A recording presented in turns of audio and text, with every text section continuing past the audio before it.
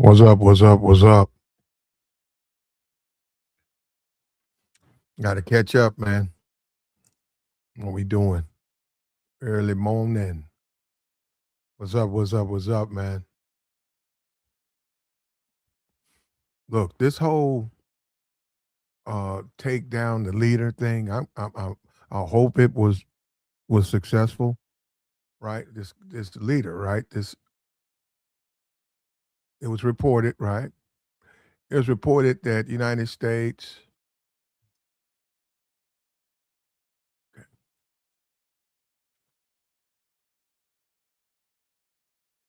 The leader of Iran.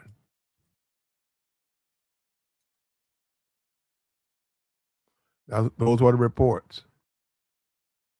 It says a decapitation strike, Tehran, Mossad Central Intelligence Agency, uh,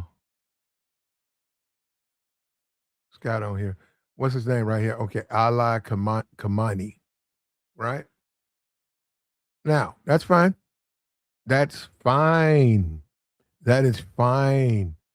I'm looking at major generals confirm uh, um, they knew his residence. Somebody said they used the traffic cameras, right? That's fine. That's fine. And there was an airstrike authorized. It went into the building.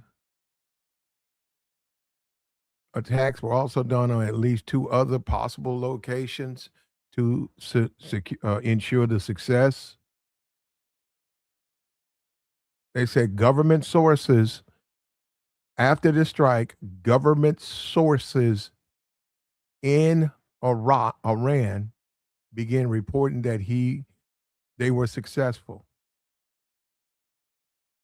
They said a body was found, photographs reportedly showing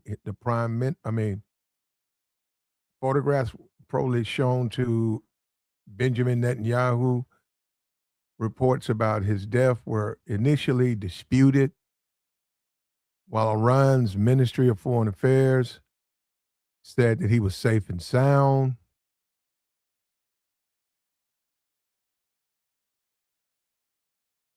Now, there you go. There you go. There you go. There you go. He says the state declared 40 days of mourning and 7-day national holiday.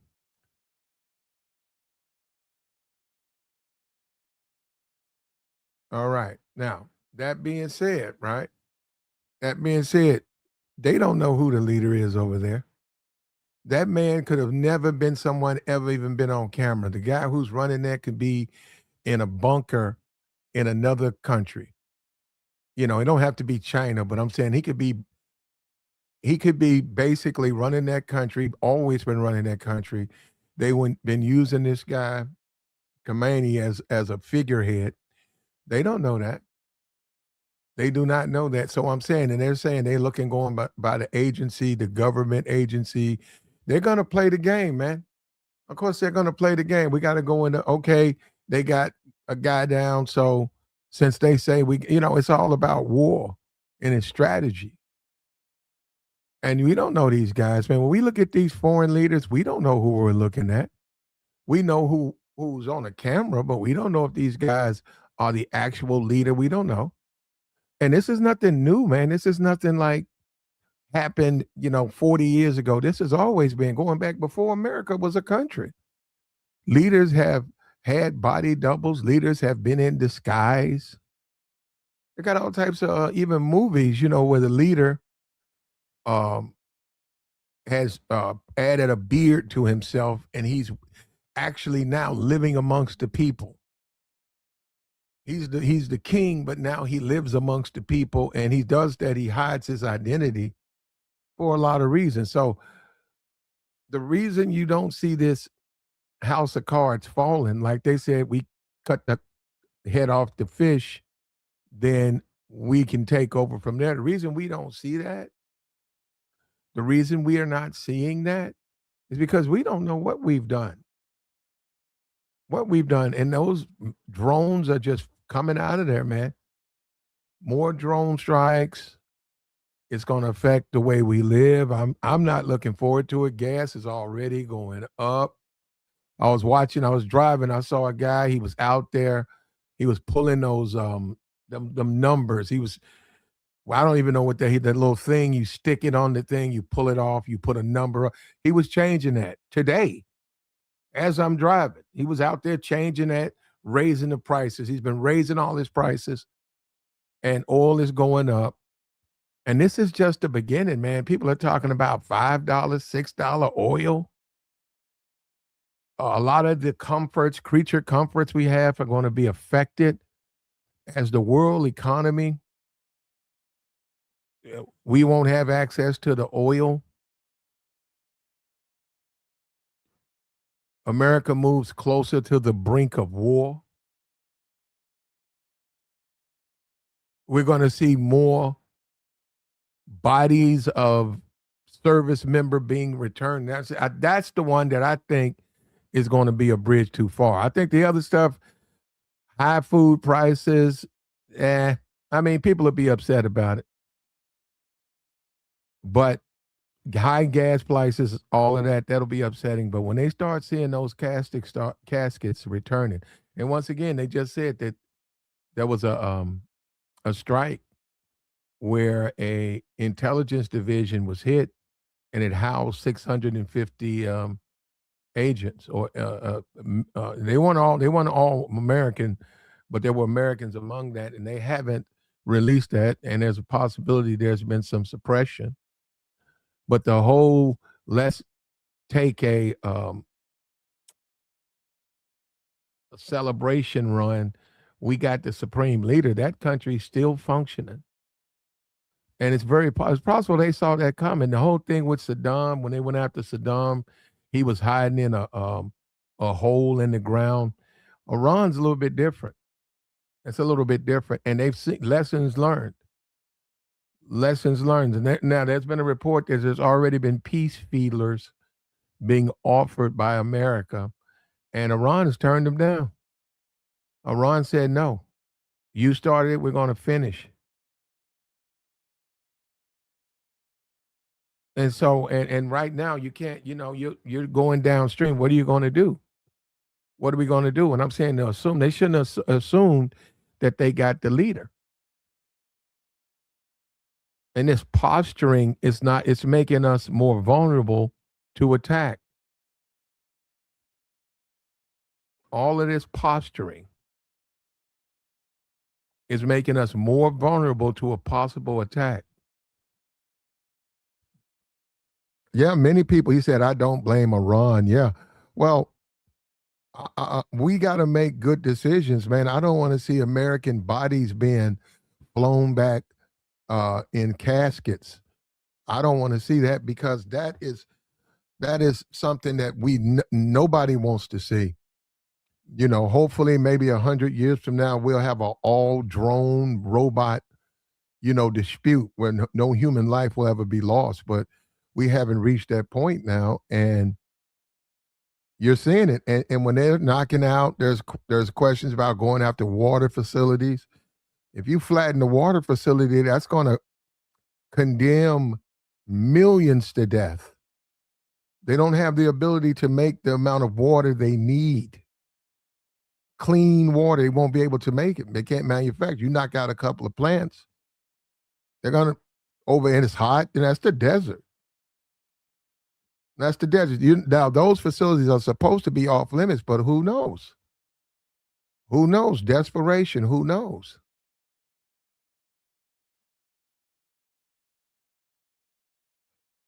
The possible leader right now could be in a fortified bunker in China, communicating via social media, etc. All types of ways to continue the communication. And people have even suggested that the Chinese are controlling the missiles. The Iranians have the missiles. Yet once they are the targeting and all that, people have suggested. I mean, like, you tell me how you're going to know that. You won't know. But they're suggesting that the Chinese are actually using satellites, et cetera, and guiding those missiles there. And this is only the beginning. This is the beginning, man. What my fear is our own society. I don't want to live with the possibility of a drone in my city. You read some, and this is what they do because it's war. We got NBA, you got college, you got March Madness. Heaven forbid some lunatic. And see, that will curtail our freedoms. We won't feel comfortable going to these large places. That in itself is fear. And when you're trying to infuse fear in the enemy, you prevent the enemy from living his current life. Doesn't matter if you hit your target. Your mission is accomplished because now you have altered the individual's life. And that's what they want to do. They've always wanted to put fear in America. We're just too far away. And given the years and times they've made steps, and they have decided to attack and refuse any peace offerings. In a way, it's deemed by America, it's deemed by us as we are offering them peace. We're offering them an opportunity to stop this. They don't look at it that way. They look at it as you're begging. They look at it as America is begging us to stop. That's the way they look at it.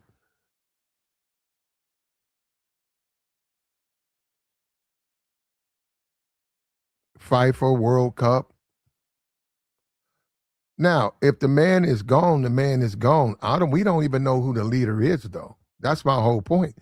And we got to stop looking at this stuff, the brainwashing, the lies, the Fox News, the lies. You gotta cut through it, man. And do some research yourself. And even then, you're not gonna necessarily know any confirmation. And this is how you got to look at this. You can't let them just lie.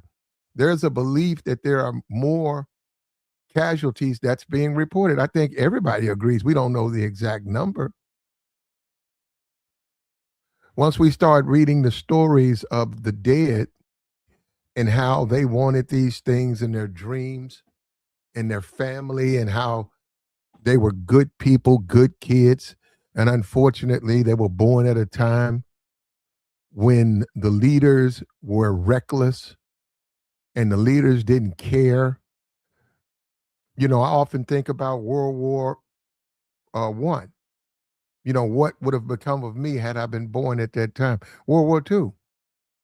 And when you look at the struggle and Vietnam War and out in the jungle and the traps, you have to think about you're fortunate to live in a time of peace where you can actually plan out your life and live it without the burden of a war. But now I hope they come to a peaceful resolution with this. But in the meantime, we have to be honest. We don't know who runs Iraq. We think we know. Iran. We was in Iran for 20 years, man. So we don't know who runs Iran. And being fed lies by Fox News, I mean, is that really going to win the war? And what is this, a football game? This is a war. War is hell. It's long. It's the last thing you want. You want to accomplish your mission. What's America's mission? You want to accomplish your mission. But this isn't a football game. It's not about listening to Fox News and listening to the lies on Fox News, and you think that we're winning.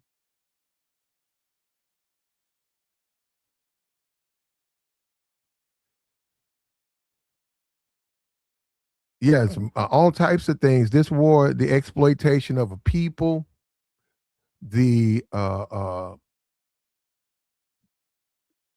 possibility of black, and that's a different, I know you, well, anyhow, yeah, black people are having conversations. Should American blacks even serve? Should they even risk their lives, in the sense that what do they get in return? They come back to a country who doesn't love them. They return to a country that they have to endure racism. They're not cheered. They may be cheered on some national stage, but for the most part, when they return home, they return going right back to being considered niggers and less than. And if anything, disrespected, because now you're an uppity Negro. Now you're one of those Negroes that likes to question things. I don't like Negroes like that. Hey, this guy, he went in the military, he came back. I knew him when he was a kid. I knew his dad. He's back here now. He's a different type of Negro now. Now he questions things. When we tell him things, he used to just listen to what we tell you. You just listen to what we tell you. You do what we tell you to do. Now he doesn't do that. Now he wants to question what's going on. He wants to question why he should do what I'm asking him to do. He wants to go out and try to find, he's saying he's going to run for office. Now he wants to be a politician. You know, we didn't bring these Negroes to America to be politicians. We brought these Negroes to America to pick our cotton. Now he's joined the service. He's feeling himself. Well, we're going to teach that Negro. I know where he gets his hair cut.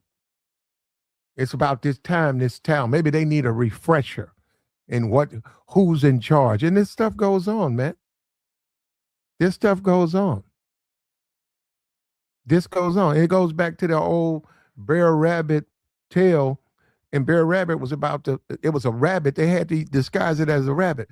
But he was the slave who was smarter than the slave master, but he had to consistently make the slave master think he was the one that was in charge. You go and read those books. The rabbit is constantly outsmarting the whatever that is that's trying to get him.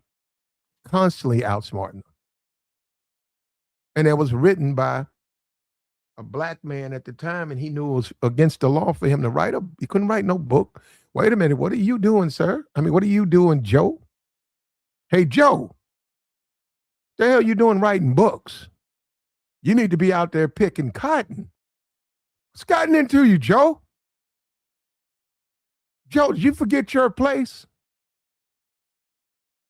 These books were written by a black man. He could not tell the world what it was really about. It was the story of a slave outsmarting his master. That was very common. We don't even talk about that. That was very common. The slave oftentimes learned about the land. He knew about the rain cycles. He knew how to touch the wind and know what was going to happen. He knew what to plant. He knew what animals that you could eat. He knew how to put things together. He grew up doing that. He was by what? He was a maintenance man, right?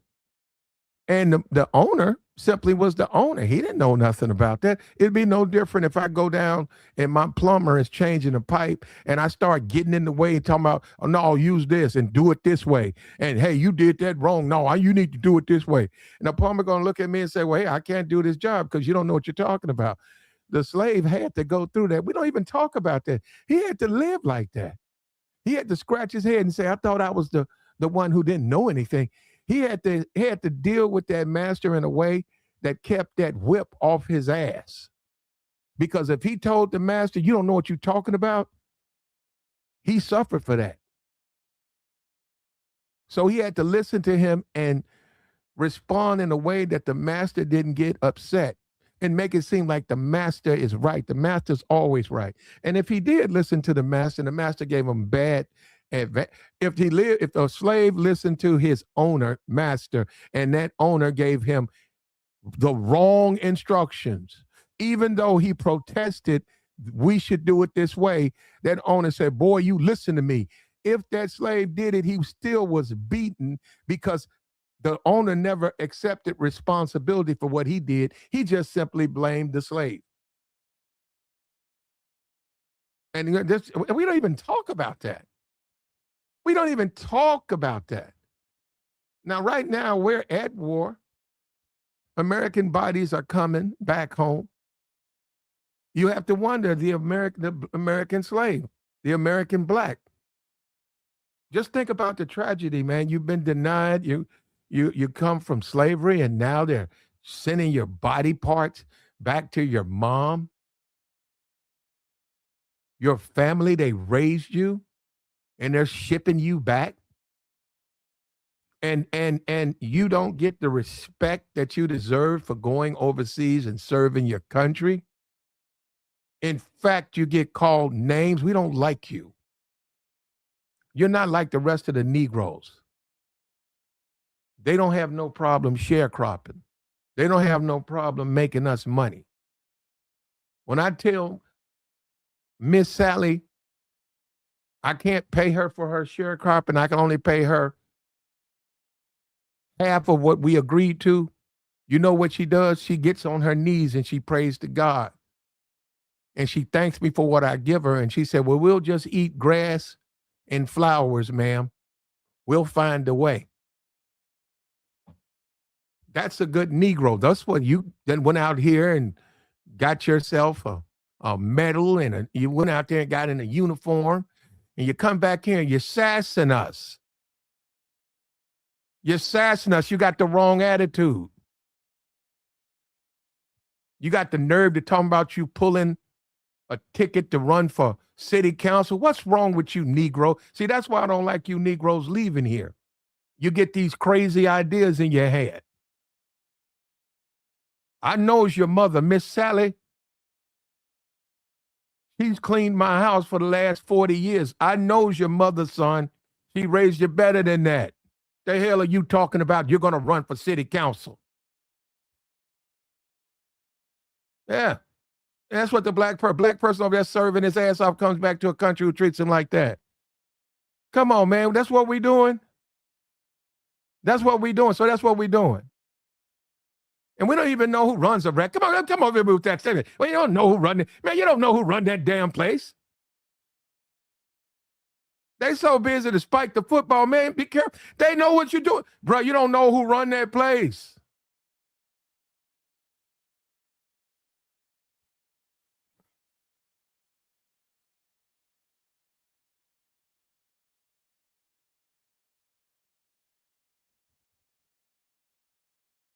Like the stream, man. Like the stream. I'm letting you guys know. I know that bothers you, right? We're at war now, brother.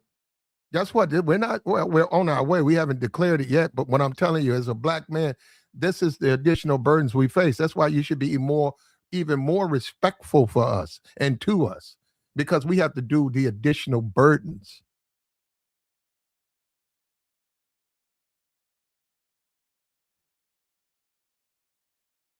Like the stream, brother. He said, maybe you'll get drafted. Okay, come draft me. Let me get close to Vietnam. Put me on the board. Okay.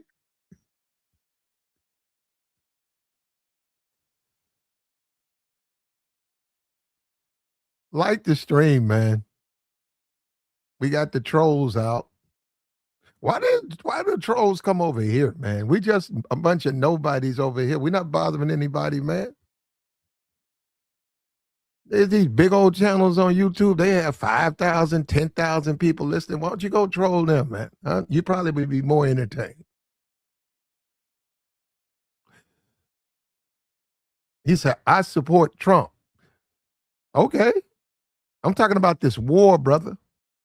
I'm talking about the dead being sent back. I'm talking about the black sailor returning home and being disrespected. You're talking about Trump. Trump's a billionaire, bro. Trump ain't thinking about you. Trump had on a black, he had on a suit. He had a bunch of billionaire donors. Trump was having him a party while they was going to war. They was going to war, and Trump was he was at a dance. He was dancing. Trump is a billionaire. He ain't thinking about you. That's what's sad about these dudes. You see these clowns, they go out here and they glue Trump photos on their truck and hats and flags and MAGA and they go to, and Trump ain't thinking. Trump wants your money. Trump ain't thinking about you, man. And you should be thinking about your country, clown. It does matter if we start getting when we get our casualties back, that's going to add up. That matters. You guys still talking like, you act like you guys finna go vote or something.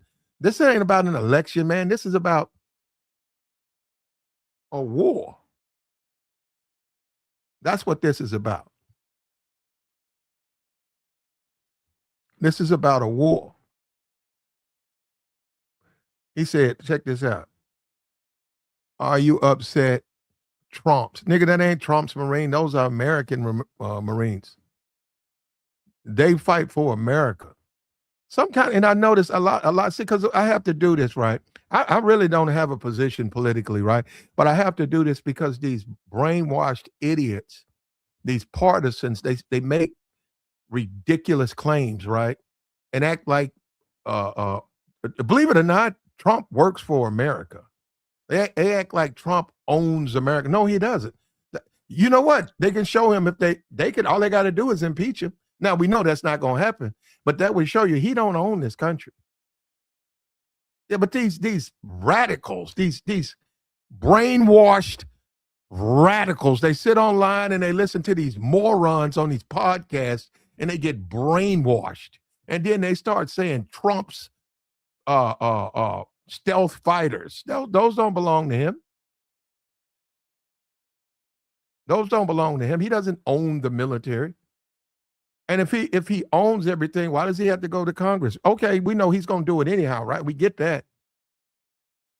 And the wheels turn slow. But he still has to represent the American people, brother. Why don't you send your family over there, man? Since he can do no wrong, you go over there and fight his war. And that was the thing. This is the hypocrisy. This is the hypocrisy of this madness, right? This is Trump's war.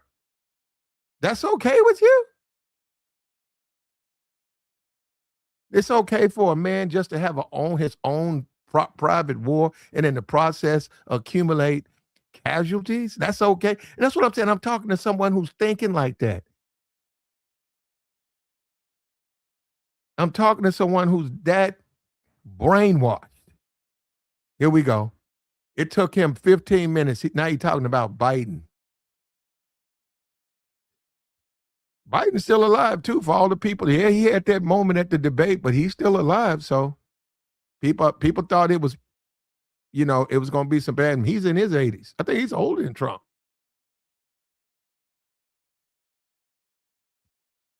Yeah, people are suggesting he should send his son. You see this? This is what I'm talking about. This is when I know social media, whatever, we've just lost it right here. Look, and I know this is a troll or whatever. Hey, at least he's making quick work of them, unlike Obama. What the hell are you talking about? This is about our country, brother. Obama and Bush, them men ain't in no power no more. Bush, one of them is gone. This is delusional, bro. These people, bro, Fox News, these people are brainwashed. These people are absolutely brainwashed. He done put trans. That's what we talking about, man. That's what we talking about.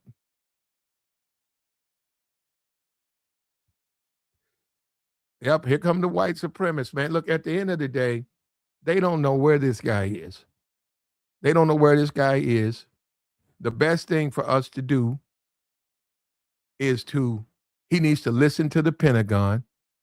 He needs to collect our dead, and we need to retreat. We need to tell Israel, hey, we tried, but we got to get out of this while we can before we invite other countries into this war. We have a deficit, and we got to make the best out of it. That's how we got to do it.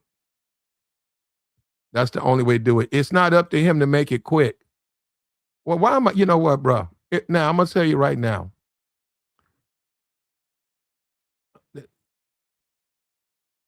Dude said a quick war, like a microwave, like cooking a pizza, huh? And yeah, I am a black man. And see, I want you guys to take a look at the chat. Take a look at the chat.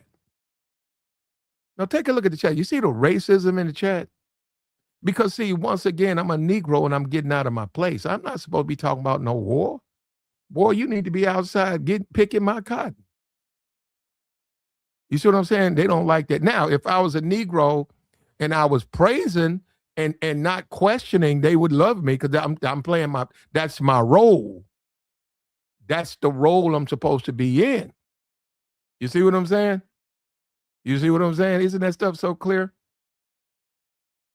We don't know who runs Iran. You don't want to hear that, do you? You want to be fed every drop of propaganda that they feed you, well, I'm just so glad that I don't live like that. But you guys can listen to what you want to. Yeah, you said a lot of racism in the chat box. That's what I've been saying.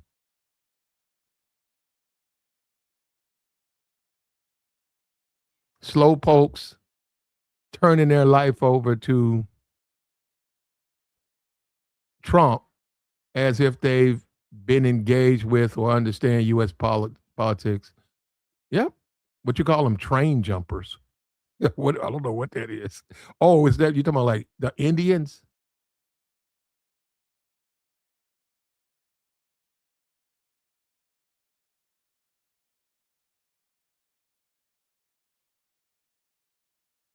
He said, check this out. He said, check this out. He said, y'all think this war will be quick. Why? Because Trump said it. Y'all delusional. We couldn't even won the war in Iraq. That was 20 years, and we had 10 times better the equipment. Yeah. Yep. And the thing is, we need to come together as one, man. We got to stop all of this petty bickering and fighting, and let's deal with the fact we don't want to go to war. Trump said we will have no war. Trump said he's the board of peace. And I'm telling you, man, those bodies, that's the biggest thing with a war president. His losses. Because they have to stop. And it's hard to, on one hand, live and enjoy the milk and honey of America. Meanwhile, you have American kids being sent back home, handed over to their families. That's a tragedy. And we have insensitive idiots in the chat box who don't care. They just want to spike footballs and talk about Joe Biden.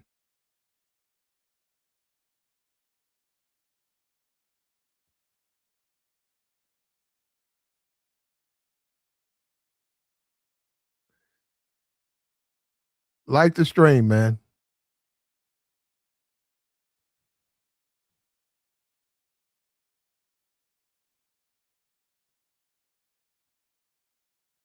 Now, we got a guy, I don't know, you guys might know more about him. We're going to go ahead and play this video looking at this.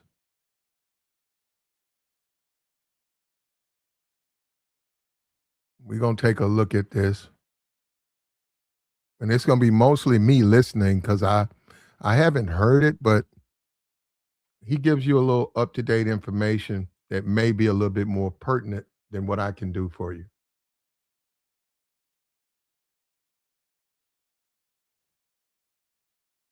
So this is a bad one. Right here, right here, right here. Fair use, fair use. Tech, and the words are crystal clear. We won't allow oil to leave the region.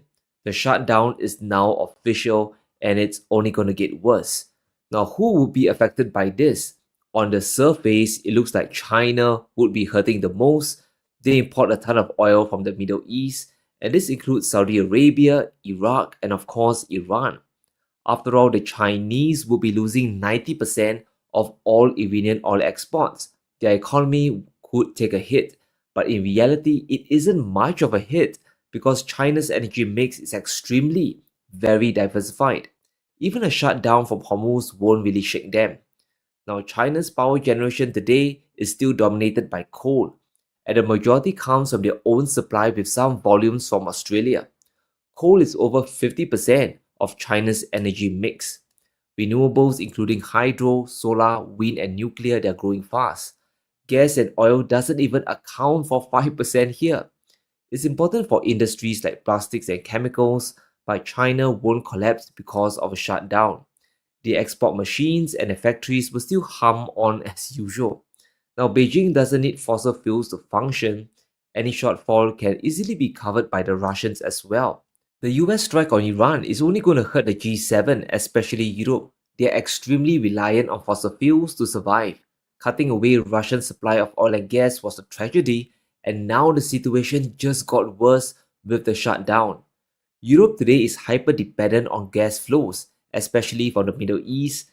What you don't understand is that there's consequences to war, and this may be the boring part. See, the celebratory part where you claim you knocked down this leader or that leader or something like that. Well, still, it's affecting the world, so it needs to stop. It needs to stop. We've all, and maybe I'm just as guilty. We've all gotten too comfortable. Peace has made us soft. And this is only the beginning. 20% of global LNG trade flows through Hormuz, and that is Europe's energy lifeline after they self imposed a ton of sanctions.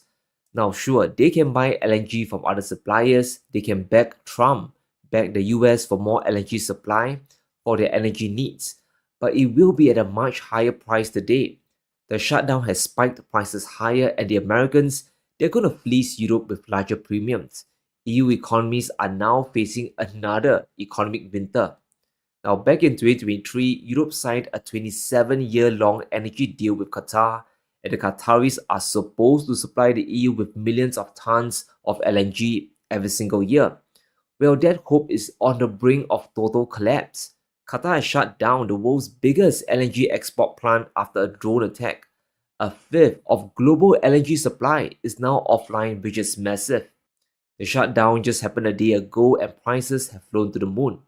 The moment you hit energy infrastructure, the knee-jerk reaction is to stop production, and this causes a disruption and pushes Europe into a corner. The longer the conflict happens, EU industries would collapse even further. Now, gas inventories are low and there's simply no way to get any LNG supply at a fair price. Qatar has declared force majeure, which means they can legally stop deliveries to customers without penalty. This is a nightmare for Europe. They are really behind the world in almost every industry. They can't compete with China in manufacturing, especially when it comes to cars, in EVs. They can't compete with the US in AI, and their own domestic market isn't big enough. Higher energy prices would destroy what's left of EU factories and their plants. The exodus or deindustrialization is only going to get worse here. There's a reason why German investments are flying to China. It's because its economy is tied closely with cheap Russian energy. With the nightmare in Hormuz, there's no other alternative for German companies to manufacture in. In 2025, German companies like Volkswagen continue to pile in more money into China. Investments last year was well over 7 billion euros, an increase of 55%. There's no way to run a car industry when gas prices are exploding. China can generate cheap power and their automation is world class. Even before the Iran war, Yeah, you know what? He just makes sense. interesting point about cars, right? And you got to have car sales, right? So, and it's an economy, right? It feeds America, right? It feeds families. How if you can't afford the gas, you can't drive the car. If it affects manufacturing because you got to manufacture other things, the older cars, you're going to have to repair them. See, when you take a place like Cuba, right? I don't want to live in Cuba. Cuba's driving cars from what, the 30s? They just keep fixing them up. Yeah, I don't want to live like Cuba, man. You can live like that, but do you want to? You know, we should be colonizing the moon. We should be already have colonized the moon by now. There's new things we discovered, technology, computers. We should have made our next greatest discovery right now. We're behind, man, and all we're doing is what, going over to Iran. And why are we even in the Middle East? Who wants to go? People on horsebacks and shit. Why are we in 2026? Why are American soldiers dealing with men on horseback? Talking about positions and we need to take this land and move these people out. And then you got to feed them. You already know that is Islam. You know how they treat their women over there. When you cut the head off the fish, man, I hope you're ready for the carnage because you know how brutal they are with women. And it's really none of our business, man. We need to take a look at it, but we don't need to interfere. And sometimes it's okay to let those people live the way they want to live. Okay, if you want to be if that's who, just like America, if that's your leader, if that's your leader,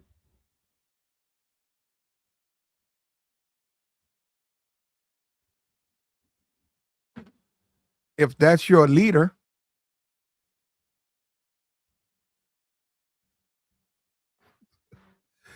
if that's your leader,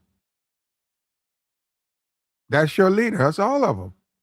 Venezuela, all of these people, you know, all these countries, if they elect these guys and the guys are no good and they drive the country into the dirt, we got to stay out of that, man. We don't have the money for that. We got to accept that's the man they chose. Those are the people they chose to lead them. 93 million Iraqis, what are they going to do? They're going to flood other countries. What are you going to do with them? 93 million people who have to eat every day. They need water every day. What are you going to do with them? And that woman is still in Dubai. Now, this is the third day. She says she can't leave. But she's going to be, financially, she's going to be hit by that. So she says she's trying to get out, but they won't let her out.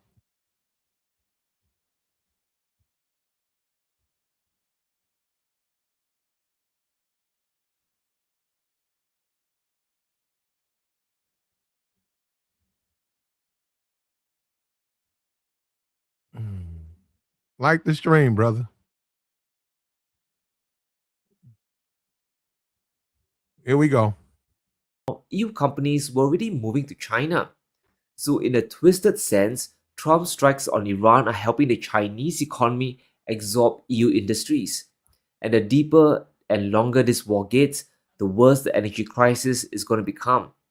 Now we need to listen to the clues given by the administration. The Iran war is far from over, and the US is still reserving more hits on the country, which would obviously trigger more counterattacks from Iran on all the regional assets. Any country working closely with the US, even the Saudis, might be new targets for Iran's retaliation.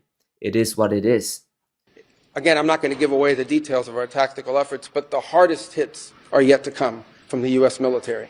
The next phase will be even more punishing on Iran than it is right now. Someone was screaming, how long will it take? I don't know how long it'll take. We have objectives. We will do this as long as it takes to achieve those objectives, and we will achieve those objectives. The world will be a safer place when we're done with this operation. Now, for decades, everyone has been taking Middle Eastern supply for granted. They are some of the biggest reserves and a fully fleshed out energy infrastructure. but it's all dependent on the Strait of Hormuz being clear of threats. And as we speak, over 18 million barrels a day of oil shipments have been halted. And sooner or later, the producers themselves will stop pumping oil. JP Morgan gives the halt a 25-day countdown before things get insane.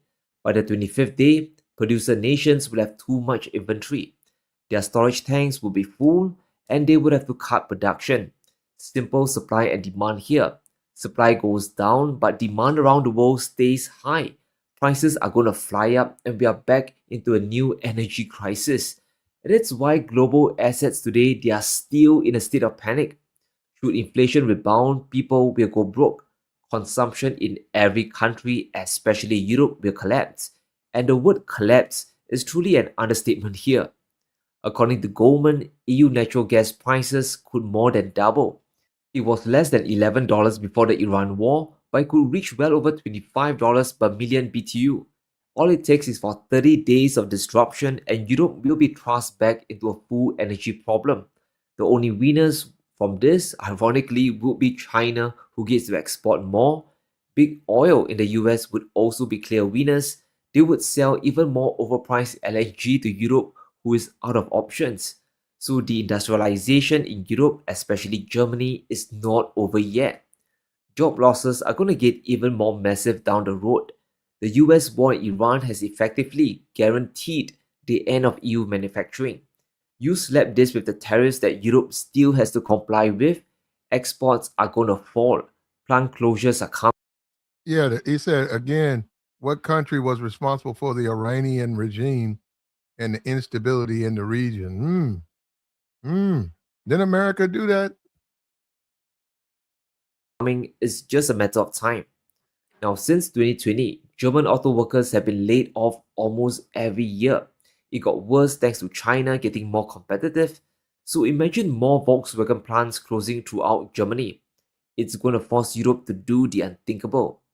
They will have to solve their energy dependency on fossil fuels. So either they make peace with Russia and get affordable gas that way, which is unlikely, or they will have to go full renewables, which means buying a ton of solar panels from none other than China. So either way, Europe has to pivot eastwards for their energy security. And if they don't, this will be a lost decade for EU industries. Now, what's truly concerning is a full eruption throughout the Middle East, and that is the powder keg everyone is afraid of. You have deep entrenched tension and history just waiting to explode beyond Iran. Qatar has been attacked, more energy infrastructure is at risk, and Saudi Arabia is reporting attacks from Iran as well. The US embassy is getting hit, but what we really care about are the refineries. Now, Iranian drones are starting to target Saudi energy assets, including the largest oil refinery in the country. That's over 500,000 barrels a day of capacity now at risk, 500,000. The Saudis, of course, have shut down the plant. It's a gamble they can't take, and it's a strategy we can expect Iran to continue playing. Start whacking regional oil infrastructure to instill a cause and remind the world of the price of the US strikes. There are just too many uncertainties now. What if Saudi Arabia goes military and joins in against Iran? Then things could really go ballistic and the energy crisis would get exponentially worse. Now, the problem with shutdowns and destroyed infrastructure is the downtime. It could take weeks to months or even years if things turn to rubble. It's not like an off or on switch you can just flip to restore oil supply. It doesn't work that way. And this could lead to a prolonged energy crisis where no one wins. People in the US and Main Street will also get clobbered. There's no escaping this one. And let's analyze the worst case scenario because that seems to be the theme for the last 5 years. Murphy's Law. What can go wrong will go wrong. Now, the Strait of Hormuz is vital for energy flows. If it gets shut down long enough, major volumes will get cut off from the global economy. We could lose nearly 40% of seaborne crude oil. For other refined fuels, including LPG, this could be anywhere from 20 to 40%. Even chemical prices would fly up. Everything from plastic bags to fertilizers will cost more. And you guessed it, it will trickle down to consumers everywhere, including stateside. Prices at the pump would soar, consumer products will get more expensive, and services, yes, prices will go up as well. Should Saudi Arabia shut down more production, we could enter a global supply deficit. Then we could see oil at triple digits rather easily and headline inflation. Yeah, I think it's going to go up that high. I think you'll see $12 oil, $12 a gallon gas. I think you're going to see that. I think that the way our countries are made, the way our world is put together, it's a different world now. I don't know if people want to live like that when you know, when we weren't that dependent on these fossil fuels, on this oil, when we weren't that dependent. I don't know if we want to go back to those days. I don't know if people want to live without their freedom. You know, what are you going to do tonight? I'm going to go to the football game. Where you going to go? I'm finna fly out to this country. I don't know if people want to say, hey, we can't go. We got to stay. All flights are suspended. See, that would crack the economy. I don't know if people want to live like that.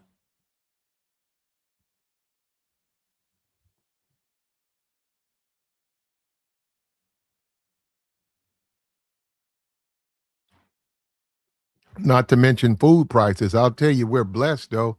We came out of that winter storm, because I couldn't imagine this happening while we were snowed in for 2 weeks, and this goes on, and there's going to be shortages, and there's already a rush on what's already here.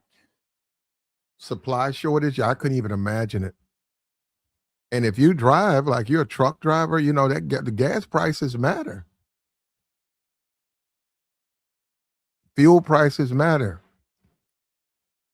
If you're retired, you don't really drive like that anyhow, you probably could get over a $9 a gallon fuel for about a month, 2 months. I'd say 6 months, because you don't really drive a lot.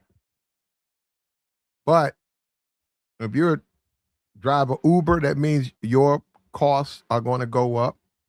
The price you pay to maintain your job are going to go up. They're going to transfer that over to the consumer. Fewer people are going to be able to take advantage of the service, and this is what you're going to have. This is the world you'll now live in. And we did it all to fight a foreign war. There's really no reason for us to do this. Now, the belief that Iran was going to do what? Pakistan's got nukes. India's got nukes. North Korea's got nukes.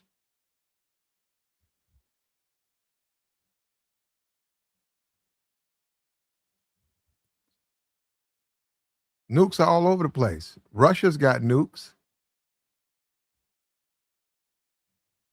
So we need to go into Iran and destabilize 93 million people so that the global, what do you mean by that? Don't make sense.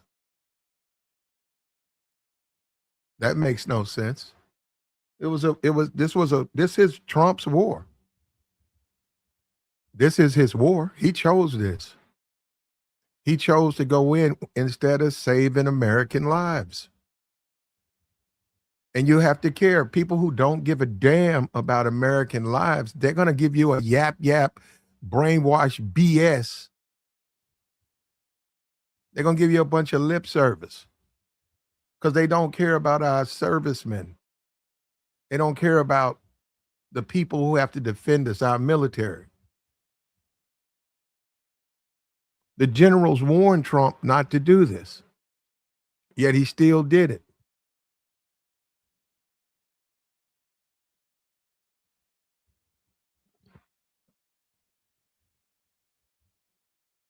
Iran has a 20-year stockpile of weapons. Yep.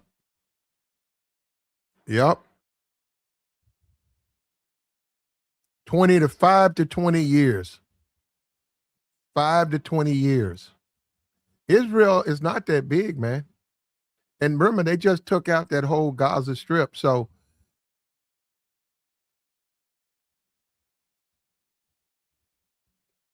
And we don't know. We're in the age of fake news now. So I'm going to tell you, I don't know what's going on. I hear what the administration is saying, but see, that's the thing about trust.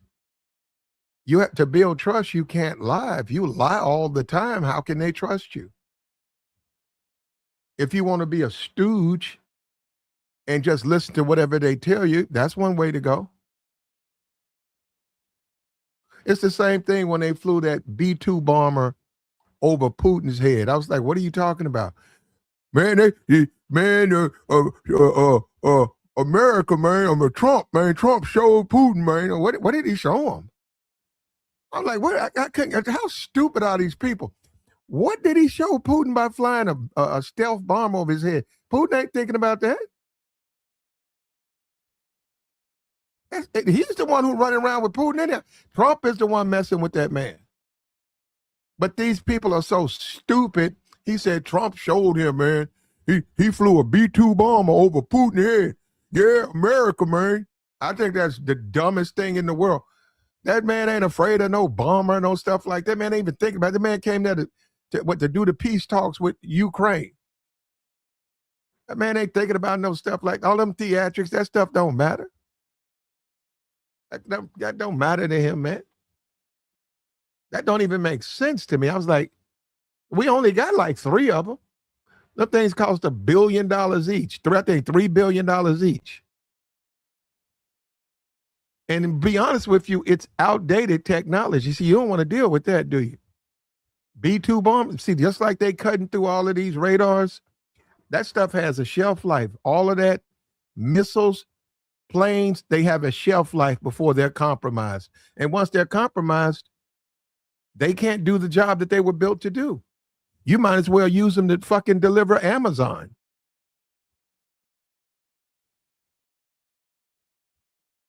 Taxpayers built those planes. That was taxpayer money.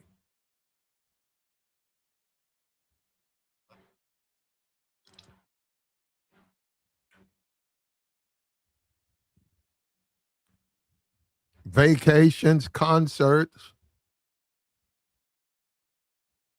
all the things that we're used to enjoying. We're going to have to stop enjoying that. People who travel, I know the whole passport bro movement. I would think twice about it. I mean, I'm serious. That's pretty stupid to go plan a vacation in the midst of a war. You got the woman in Dubai, she says she can't get out.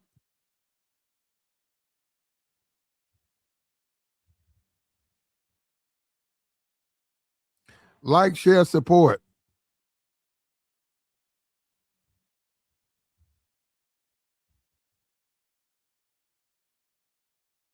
America launched 11 interceptor missiles, each worth $10 million to take down one Iranian drone worth $50,000.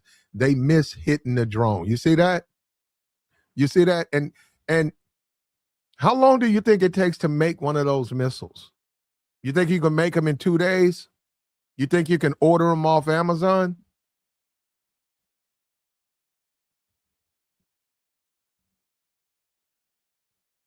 $100 million gone like that, gone with the wind.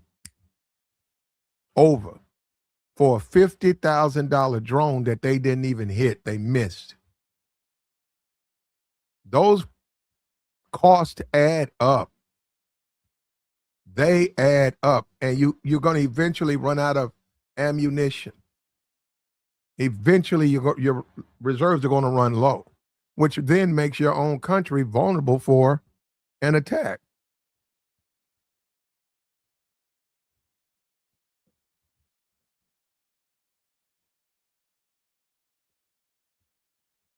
Guy in the chat said, I make more money than you, right? He said he makes more money, so he ain't worried about food prices. What about the people who are concerned about food prices and gas prices?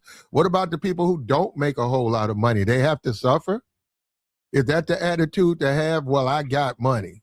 I don't care about no gas prices. Well, what about the people who do? What about the people who work Uber? What about them? Is that the right attitude to have? He said they're called Democrats. Oh, okay, there you go. Success. Success. Are Democrats not American?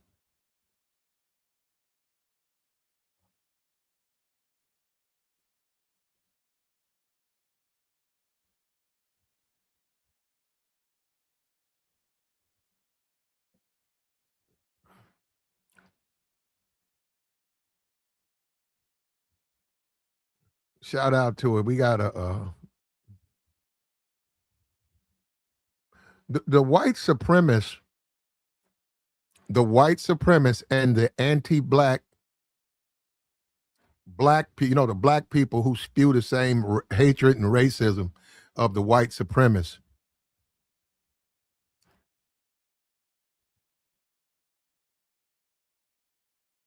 They get irritated quick, and they're also brainwashed. They don't even think Democrats are Americans now. I didn't know that, man. So they're not Americans? And what's the main hate of Democrats? You know what it is? They like black people. That's one of the biggest problems with a quote unquote a Democrat, that they favor black people. They don't like them favoring black people. You ain't supposed to be liking those black people. Why are you taking up to for those black people? What's wrong with you? The police officer was right. That police officer was right. He should have put his knee on his chest. What's wrong with you saying we need a full investigation? What's wrong with you? That's why they hate the Democrats. It's all racism, bro. That stuff ain't got nothing to do really with no politics. It's about racism. In fact, if you look at Obama and Trump, they're pretty much the same. And the only person they complained about was Obama when he did it. But they praise Trump. Well, why don't you praise Obama? But they praise Trump. You know, this is about racism and hatred, brother. What it's always been about.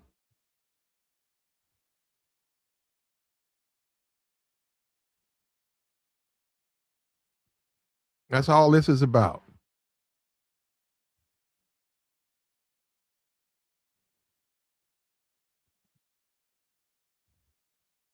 The white supremacists, what they say, everybody who's a conservative is not a racist, but if you're a racist, you probably done tried to hide within the conservative movement or the conservative party.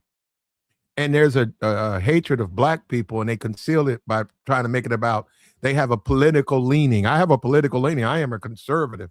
No, you're a bigot and a racist. And you hate the fact that somebody wants to help black people. That's what you hate.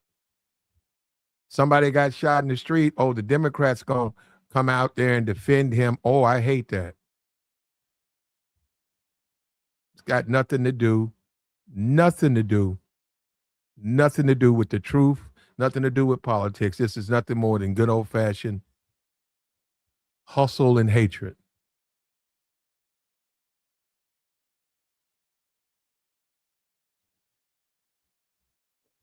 But you can vote any way you want. We're talking about my chat box, the MAGA people.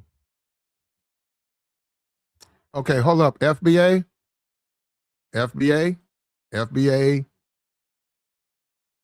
What's that? What's his name? Kush boy. Perfect.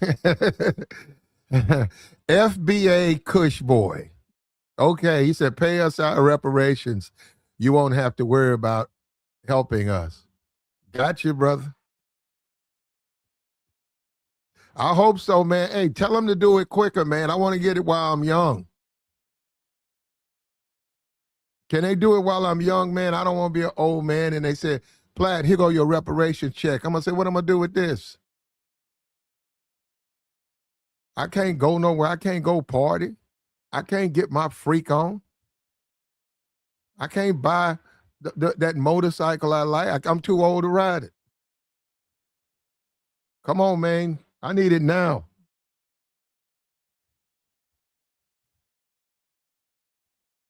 But let me just say something to you, FBA. Bruh, you got to change that name, man. You can't have a name like Kush Boy and talk about politics. Come on, man, you tripping. You got to change that name, FBA. FBA Kush Boy. Come on, man.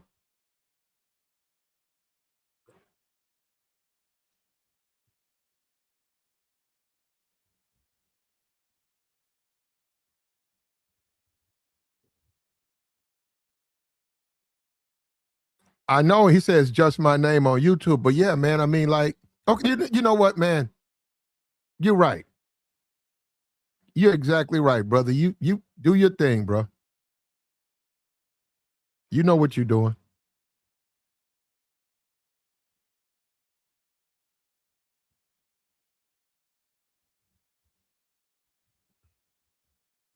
How come people have a problem with black people getting reparations? I just don't understand that. The guy, look at this. He said, "My family is German and Scottish. We came here in the 1900s." There you go, right there, brother. You came here, we didn't. We were brought here. You came here, we were brought here against our wills. We were forced to come here, right? You chose to come here. And there was all types of benefits and set asides. You came, yeah, you got free land, all types of stuff, man. You were an immigrant from Germany and Scott. Yeah, they made all types of set asides and extras for you, man. Now, but we're going to read this. He said, I never had slaves. Okay, you probably didn't need them. I had to deal with the BS as a white person. I have no idea what that means. What BS did you deal with, brother? I need a reparation slave. Give me a slave and I'll give you reparations. Now, okay, yeah, I have heard that before. I heard it was a white guy, and he told me he was for reparations for slaves. Now, he caught me off guard with that. He said, I was talking to him and he was just looking at me, and when I finished, he said, I'm for reparations for slaves. He got me on that one. I wasn't expecting that answer. He said, I have no problem with paying reparations. He said, I think they deserved it. Now, all the other stuff, the ancestors, that's when he claimed that he didn't agree with that and all of that. But you got to stop using your history in America compared to black history in America. It's not the same. It's not the same struggle. It's not the same life. It's not. And you know it's not. You know it's not. You were German American. You came here. You were a white man. You were treated like a white man. You could do whatever you wanted. You say I still had to deal with I have no idea from who. I can tell you this, what it wasn't. I bet you your family didn't deal with no BS from no black people. I promise that. In the 1900s, your family have no problem from no black people. I mean, people have no rights. What they gonna do? Go up there and say something? They ain't gonna say nothing to you. And then the thought of reparations makes you so upset you want a slave. Give me the money, man. You can have you should look around. It's some Negroes to be your slave around here. In fact, they got a website. I'm not gonna say it, but seems like there's a lot of people that's willing to be your slave.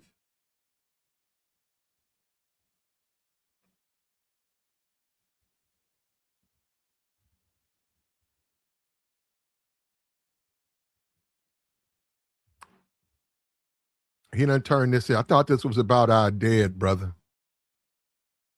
He said the Southern strategy. The Southern strategy happened. That's when the party switch. The Democrats, they were Dixiecrats.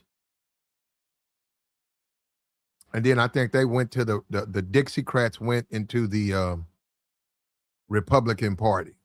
They were absorbed in the Republican Party. They took their racism over there.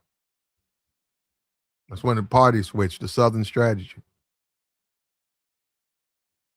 Strom Thurmond. Remember Strom Thurmond? He filibustered the Civil Rights Act. Strom Thurmond, he had he violated his maid as a boy.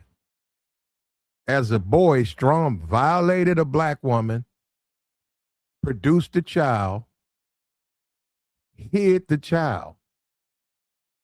Hid the child from so the whole time Strom Thurmond was running around talking about the Klan. We need some Klan up here and whites first. And he's Strom Thurmond, whites only. And let's keep this. We need to keep Montgomery white. You know, the whole time he was running around saying that.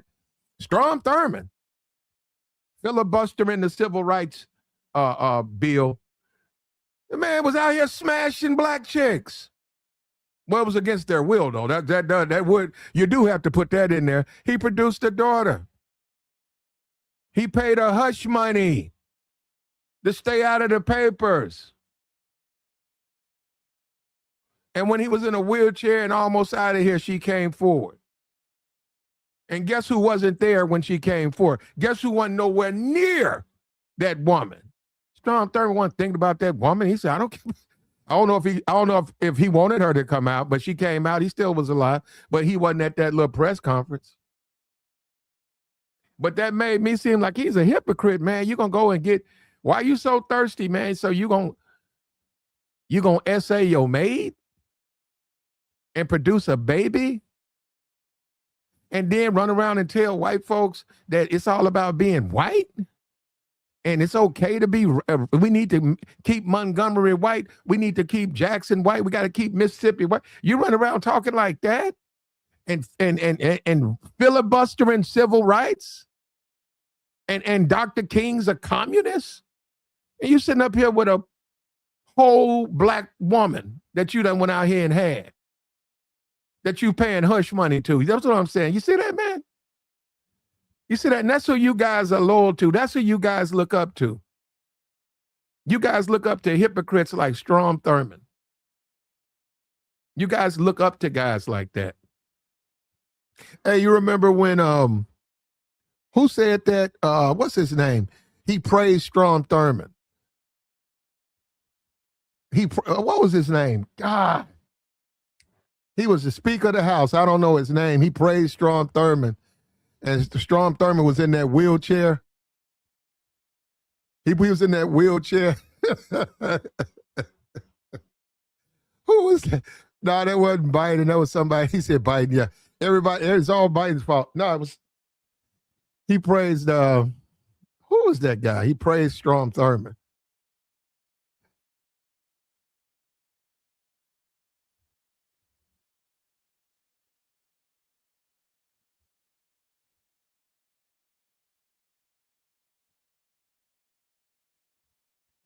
Like the stream. Was it Mitch? No, what was that guy's name? You know what? All I got to do, I'm going to hop on Google and it's going to pop right into my thing. What was that? No, it wasn't him. Hold on.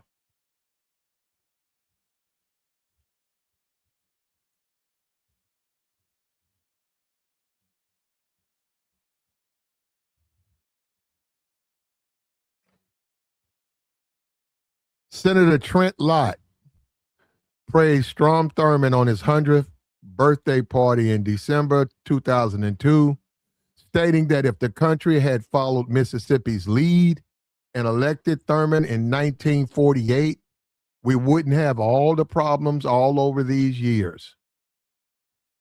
These comments, which endorsed Thurmond's segregationist 1948 campaign, caused a major controversy and forced Lott to resign as Senate Majority Leader. Now, we're in 2026, so we're a different country now. That he wouldn't have to resign. He might have, nobody would even care. We're in a different country now. And just in 2002, Trent had to step down for praising Strom Thurmond. He had to step down. That man made it to 100 years, man. And they forced him to resign. Now, this was Republicans too. Republicans said, nah, you got talking like that. You talking crazy, man. You up here you talking crazy, man. What the hell are you talking about? That man was a segregationist. What you talking about, man? Man, you tripping. You tripping, man. You know what? You know, he hopped on BET, man. I saw him on BET. He was down there talking about he for affirmative action. They still his party, you know, the Democrats too, but the Republicans, they forced him to step down. He was, I forgot who he did there. I don't know. It was somebody, I think it was Jesse Jackson. It was somebody he was talking to. That was 2002. In 2026, Strom Thurmond would have a place in politics now.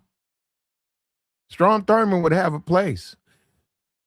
And 22 years ago, a racist, Trent Lott, a racist, stood up in support of a racist, and that racist had to step down from Senate Majority Leader. That's a big Senate Majority Leader. Isn't that third in command? You got the president, you got the vice president. Isn't the Senate Majority Leader third in command?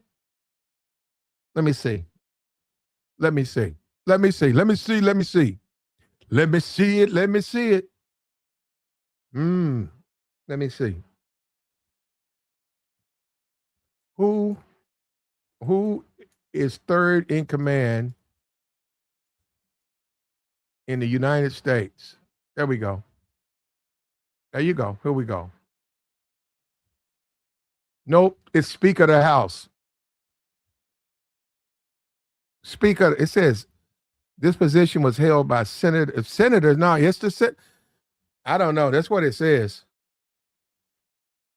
It says secession, the vice president, and the Speaker of the House. As of 2026, the position is held by Chuck Grassley. They preside over the Senate. Okay, there you go. Yeah, there it is. It's the Senate. Third in command. Just think about that. This country was so woke, right? Let me give you guys I'm gonna give you guys, all you hardcore conservatives, I'm gonna give you guys a softball, okay? You can put this in your pocket right here, right? All you hardcore MAGA, hardcore conservative.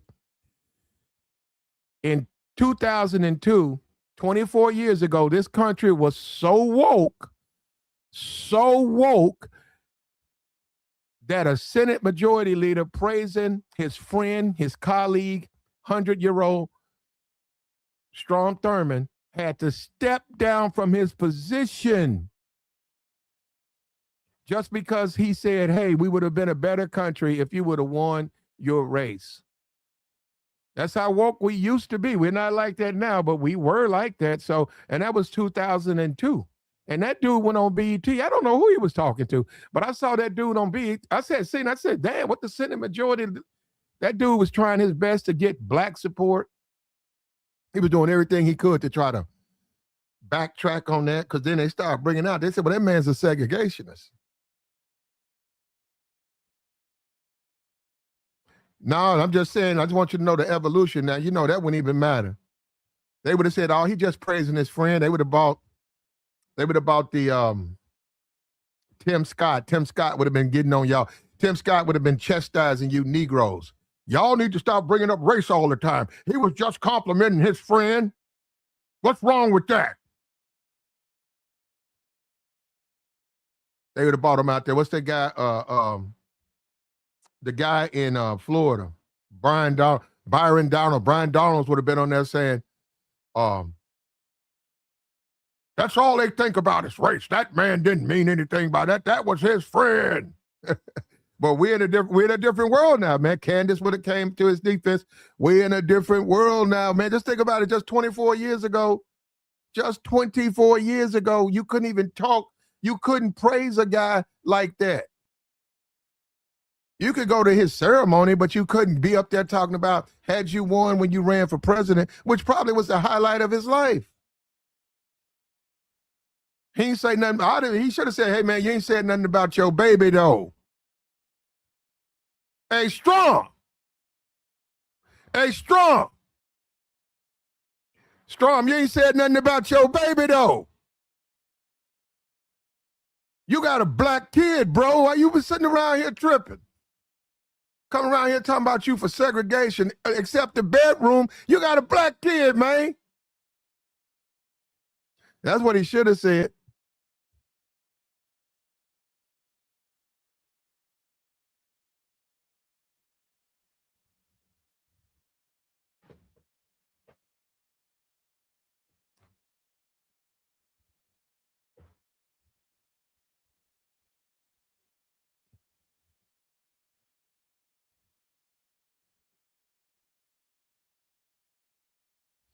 Hey, this guy said, he said, you should, but you care about it. He said, the reality is nobody cares who's black anymore.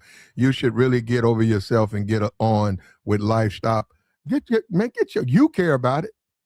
You know, it's people like you. You're the main one running around here talking about oppression and you a victim. You're the main one doing that. You just don't want black people to do it. You're the main one running around talking about you a victim. What did that guy just send me this thing talking about the BS? Who gave him some BS? Well, these people are perpetual victims, bro. Whenever you see these extremists, whatever, I don't know, political or whatever, or even if you work with them or whatever, they're victims. The reason they don't want black people to bring up the racism that they suffer is because they want to be the victim. The white supremacist both. He's the oppressor and the victim. And you're supposed to live like that under his oppression. You're supposed to let him oppress you and mistreat you.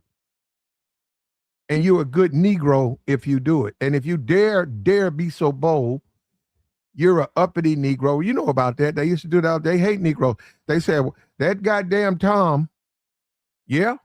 Well, his mama worked for me for 40 years. I fed that boy. I remember that little boy.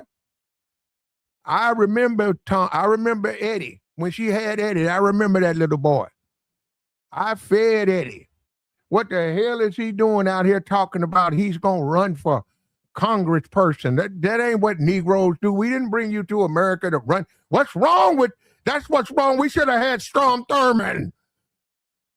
What kind of country are we in now?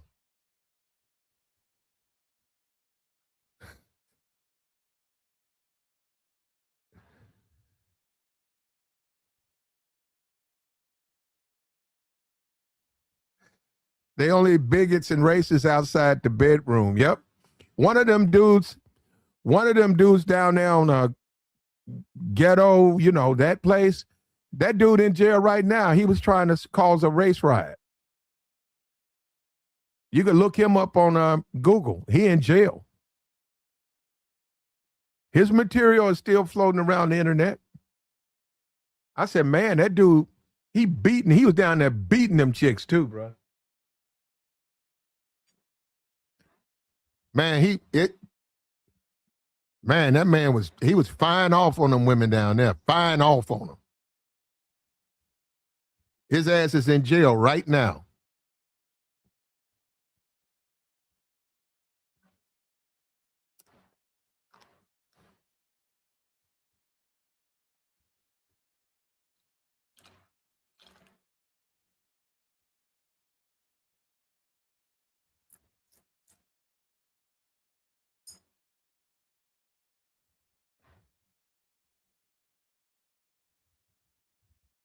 Here we go, fair use. Rebound higher.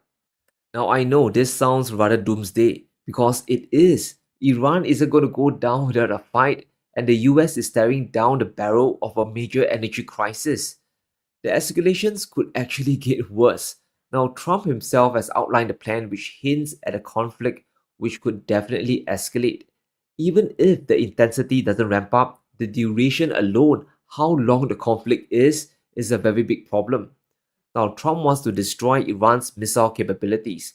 He wants to annihilate the navy, but also ensure Iran's economy is better to the point they have a funding crisis. By itself, it hints at a projected war filled with embargoes, sanctions, missile strikes, and the taking over of Iran's oil infrastructure. The IRGC isn't going to back down, and we also have proxies in the region that could always step in greater force as well. Now remember what JP Morgan said, 25 days and the shutdown becomes a full-blown oil crisis. And as long as the US keeps pursuing regime change, there's going to be little room to negotiate. And what's more is the genesis of the attack. Now, Rubio admitted how the US was forced into action. Well, lawmakers in the US are beginning to realize things could spiral out of control in a real hurry. It's just one big mess now. There was no imminent. Okay, yeah, we got to get on. Hold up. So, if you don't believe every bit of propaganda, right? And this is the thing, right? Because I'm looking in the chat box and I hear these guys, right? And I don't even know what was the name of the war Obama was in. I don't even know. I know the Libya, right? Or what was it? Oh yeah, the Afghanistan. They said that's Obama's war. They say he inherited. That's the Obama war. And I would hear him on Fox News say,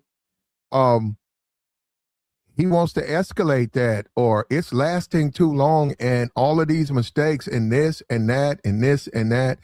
And you got dudes in the chat box who say that if you don't believe every bit of fucking propaganda being spun to you by the Trump administration, you're either a Democrat or you're not an American. That's where we're at now. That's where we're at. That's where we've moved to that. If you don't believe every bit of propaganda that's being told to you by the Trump administration, just like when that man in Minnesota, when they shot that woman in the face and they emptied a clip in that white man. If you don't believe every bit of propaganda, oh, he tried to do this, oh, he went for his weapon, no proof, nothing.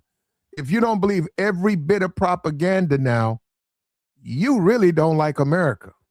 But they didn't say that with Obama. When Obama would say something, they were already against it.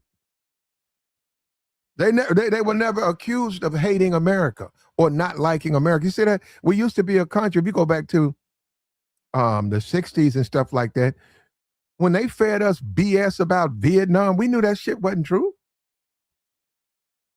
We knew that wasn't true. They knew that was just BS.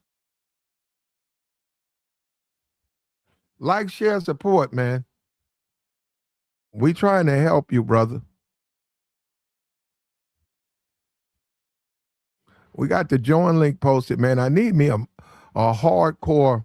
I wish I could get me a hardcore racist to join the stream, man. I need somebody to come up here and tell me why blacks don't deserve reparations. And you know the reason they won't do it? Because they can't justify it. It's nothing more than just they don't like black people and they don't want black people to get nothing, but they can't justify. They're not, it's just like the black person who works hard and then they don't. They used to do that a lot. That's the history of America. Blacks would work for certain landowners and they historically would rob, they wouldn't pay them.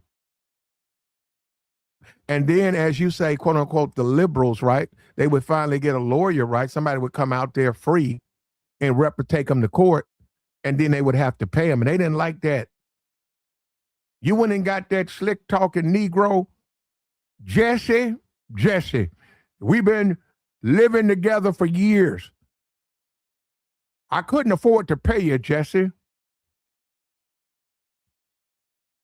Yeah, that's all of that stuff, man. That stuff is it's still going on right now in America, bro. You see it right now.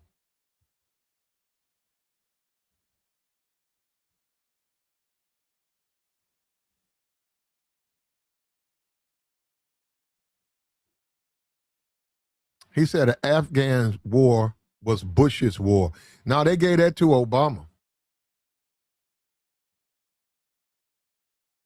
Can you imagine Obama's president and they're shipping dead Americans back? They're shipping dead Americans, and Obama's talking about we got more coming. And Obama's got on a suit, dancing the night he's actually witnessed on camera in a black tie, dancing and shaking at a party while Americans are dying. bro. This stuff is almost unbelievable, bro. I mean, and like I said, just in what 2002, in 2002, and we were so woke. Whatever you want to call it, is woke, right? I don't particularly care for woke because when they say woke, I'd say it only means for blacks. When you start seeing, that's another thing with the whole FBA, and they're right. Woke, it was a good term, but it got hijacked. Other people start pinning their stuff onto woke. What does they got to do with woke? They start making woke be a group thing when it should never have been. And then the people used it against. They said, "Well, you too woke."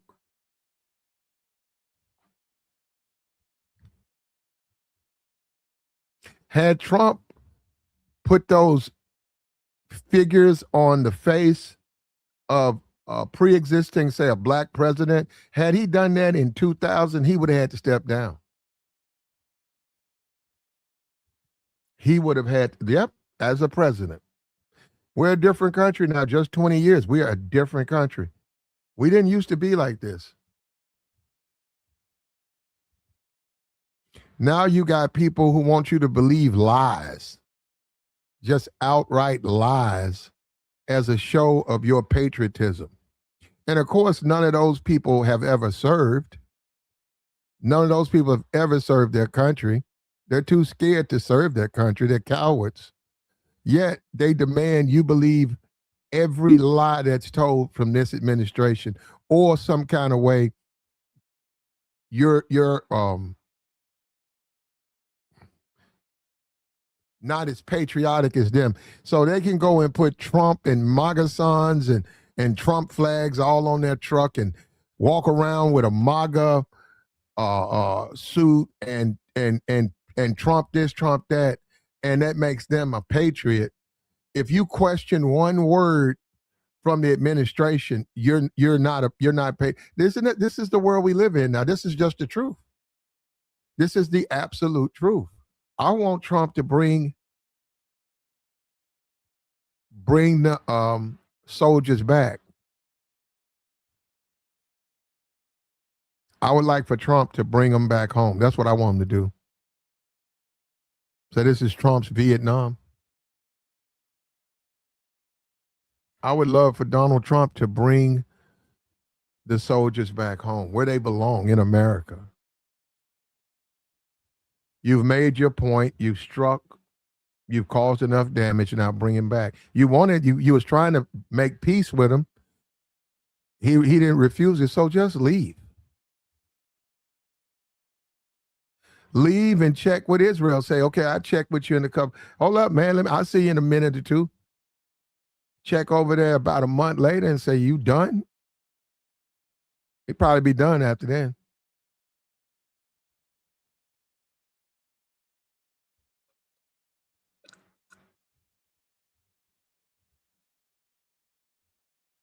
I think woke started out 100% about, do you understand? Do you see what's going on? Waking up, seeing through the lies, right? The whole welcome to the AM. Now you see the light, and they get some kind of way. They took the term and hijacked the term, took it from blacks like they always do. And then that weakened the term. And then nobody wanted to be associated with all of that other stuff that they was putting on that term. Man, come on, you tripping.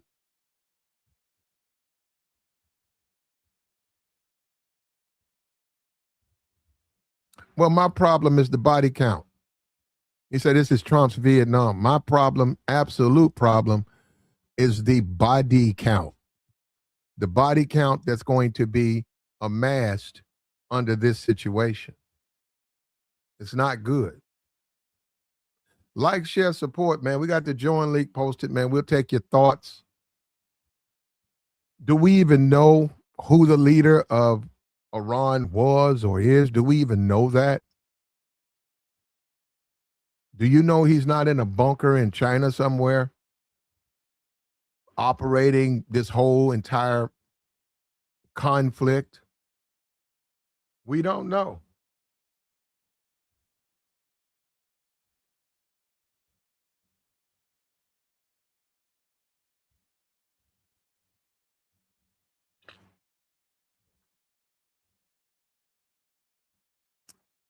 You're right. He said 1960s, real men went and fought in an American war. Only the weak had issues. Well,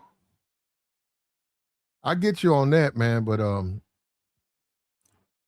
war is not where you want to go, man. You better be used to it. Let me tell you that. You better be used to it. Look, I got to hold up. Let me go. Where I got this at right here. Go ahead, Dave. Hey, Platt. Yeah, what's up, dude? Yeah, I'm good. I'm good. So I just want to come in and, chop it up with you real quick on the, on the subject of Iran and this Iran war. This is actually my bread and butter because I'm a big history buff, love talking about, global politics and such. So right now, there's a lot of conflicting information, but I feel like the Western media, they want to portray this war as lopsided and that the Iranians are really getting beat down. But from my sources are telling me that the Iranians are giving the Israelis hell right now. Yeah. You know, that right now, currently, I believe Israel. You're familiar with the Iron Dome, correct? Yeah, the missiles, yeah. Yeah, the defensive missile system that Israel has. They're about to run out. I think even you mentioned it on the broadcast. I think so. Yeah, so they're about to run out of those missiles very soon. Mm-hmm. And thing is, Iran has a lot of missiles. Like they have really high tech missiles, and then they just have the shitty missiles. Right now, at first, they were sending the shitty missiles because what they want to do is basically they want Israel to run out of those interceptor missiles. Eat through their defenses. Eat through that. Exactly. This is basically a war of attrition. So they're gonna eat through eat through those interceptor missiles, and then when they're finally depleted, that's when they're gonna send the real good stuff. Yeah, and then they're really gonna give them hell. So go ahead. No, and we don't want that to happen. We want the war to stop. We want the conflict to stop. We don't want to see things turn up. I saw Marco Rubio saying it. We don't want to see America turn it up. We don't want to see either one. We want them to stop. Well, obviously, I mean, we don't want people. I mean, we don't want to see people dead. Obviously, yeah, we don't like to see nations at war, and I mean, this fucks everything. Oh, pardon my language. I apologize, Platt. Yeah. This messes everything up. It messes the money up. We don't know how oil is going to be affected soon, the stock market, etc. So it affects everybody, and then obviously the death too. We just don't want to see people die. One is too many, and we've already had confirmed 6. The identity of the other 2 will be released to probably today, and then after that, people believe that there's a suppression going on, that all the casualties are not being told because of, like the guy said with this chat right here, he said, do you think the result of the midterm election, this is Hutch Unfiltered, do you think the results of this midterm election will lead to Trump's impeachment in 2027? That's a good question. I don't know. I know that this is not a good thing to be up for midterms and you're in the midst of a war. And I'm telling you, see, this is the thing. When you could just, all politicians lie, okay? So if you just lie as a politician, like Trump said, we ain't going to war, that's not good, but you can sort of get away with that because nobody know if you're lying or not, or they assume that you're not or whatever. But when you start talking about we need to, we're winning this war, we're doing good with this war, if those families who are receiving their dead are going live on social media, if they are going on the programs and telling you, and the body count, man, the body count starts to raise, and as a president, just because of the optics, you have to stop. You have to find some type of way to broker peace, because this American, and then this is a 2026 America. This isn't 1913. This isn't 1939. This isn't that America, right? Death was a little bit more acceptable. This is a modern America. They're not going to accept dead bodies, man. Yeah. This is the land of Uber, 1 gallon Cokes, what glizzies, football, baseball. Yeah, we ain't gonna be cool with no whole lot of Americans being brought back in coffins. That's a big possibility, Platt. I believe they're going to start underreporting the deaths and injuries because Trump cannot make this look like a second Iraq. You know, I think his team, his advisors said, okay, this is going to be a quick war. We're going to have this wrapped up in a week or two, and regime change ASAP. And it's not gonna be that type of war. You know. The Iranian, and first of all, people need to realize that the Iranians, that's not a little rinky-dink army, Flat. Oh, I know. Yeah, that I did. Go ahead. Yeah, I was gonna say something. Go ahead. No, they have to prepare themselves to defend all enemies, and 93 million people. I mean, if you want to know how many there is, start counting now, and then hey, and let me know when you count 93 million, okay? And I'll see you in a month. All right. So this isn't the type of war. I mean, they're not going to be easy to defeat. No. And even then, when you have weapons, it's just like what happened in Iraq. You have factions. So that's the thing about nation building.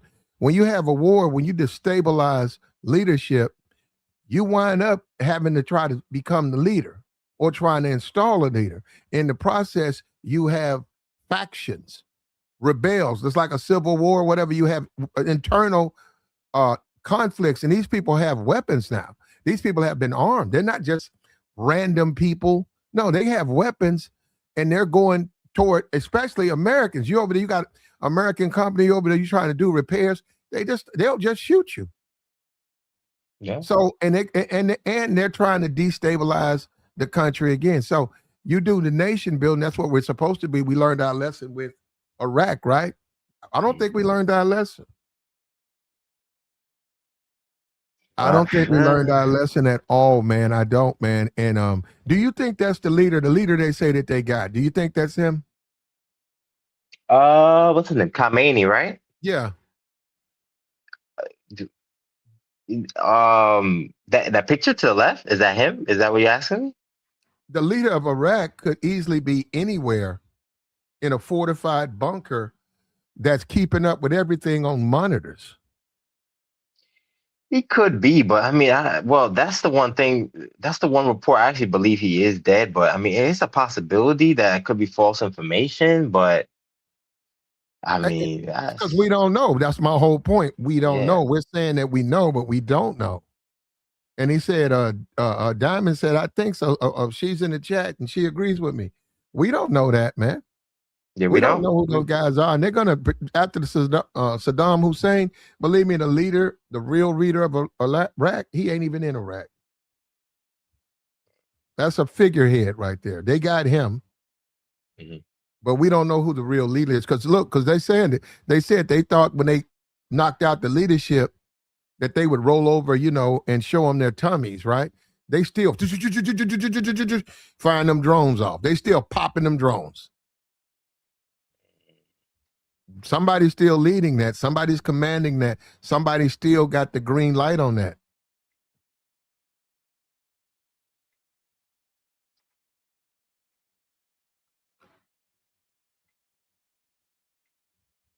But you were saying, brother? Yeah. So, Iran's military, from what I understand, they're about the 16th ranked military in the world. Israel's around 15. So again, this is not going to be a quick war. Iran, first of all, let's talk about how impressive it was for Iran to hit. I heard Iran hit back within 90 minutes when they attacked Iran. Okay. Iran hit 4 to 5 different countries within the span of 90 minutes. Yeah, I don't know, man. No, I don't know. No, because they hit the bases all around. Remember? Yeah, all around. Yeah. They knocked out all the American military bases, all the American, the radars, all of the important things that the Americans needs. And then when they start dropping bombs on those uh, landing strips, right? They ruin the landing strip. You can't put a plane on it. And you got to understand the distance. America, we're still in America.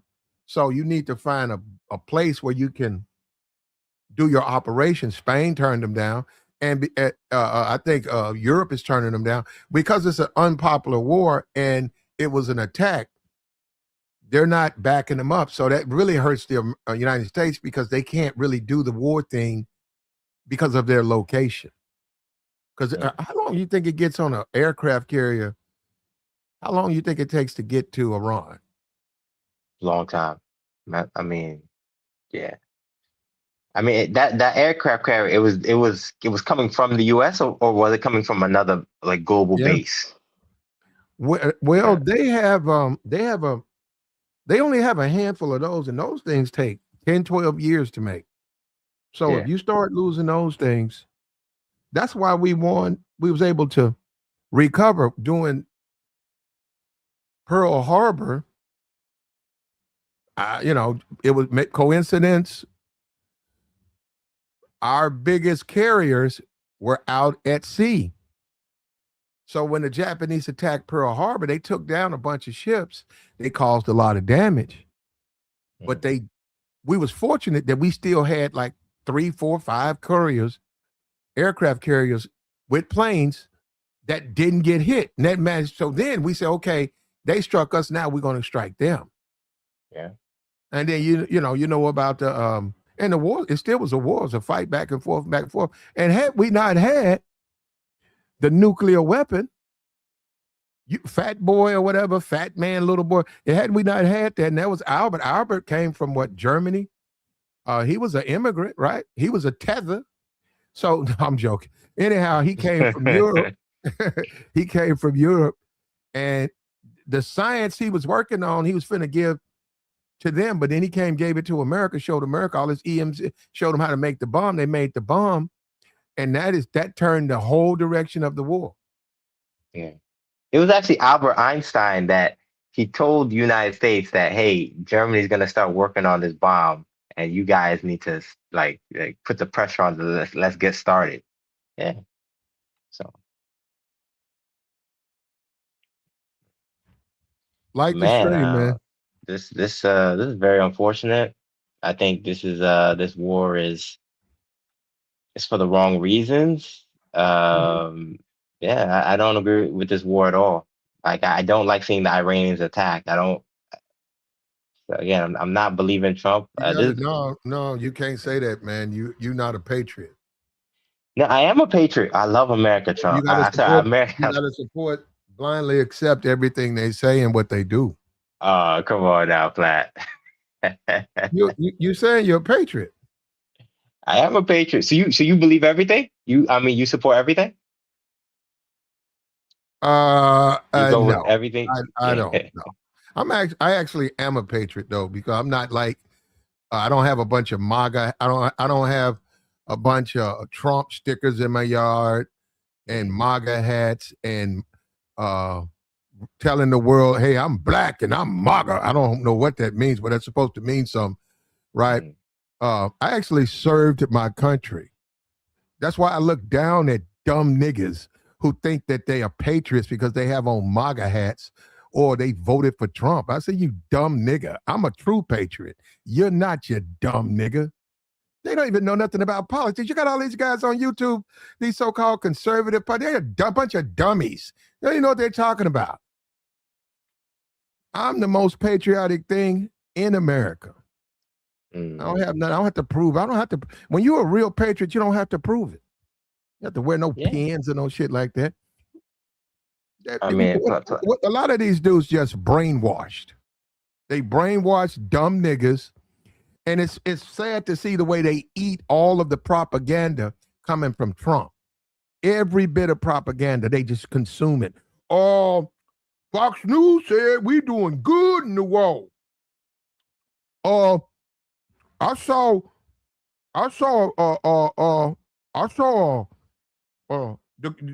Sean Hannity said Iran can't take it no more. you be like, looking at the dude saying, "Are you serious?"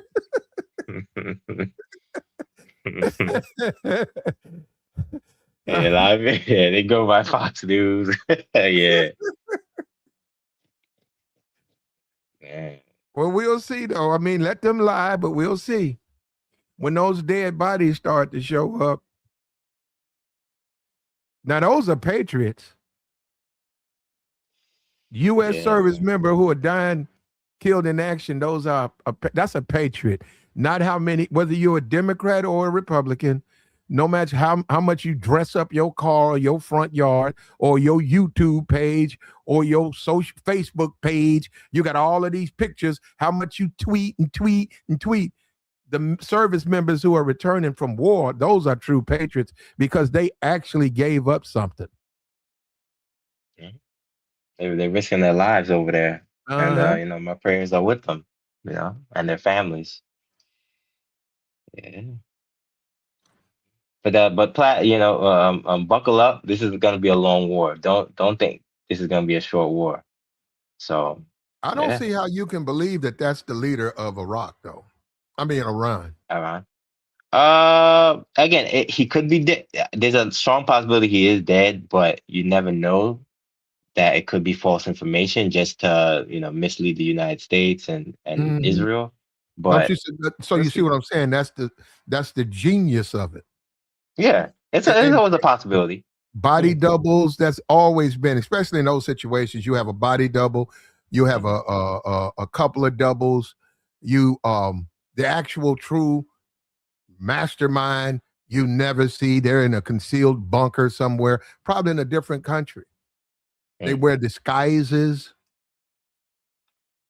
Yeah. You could have the actual leader of Iran, and he's right there with a press pass, talking to the people, coming down. Yeah, what's going on? Sir, I have a question. That could be the actual leader right there. You don't know that.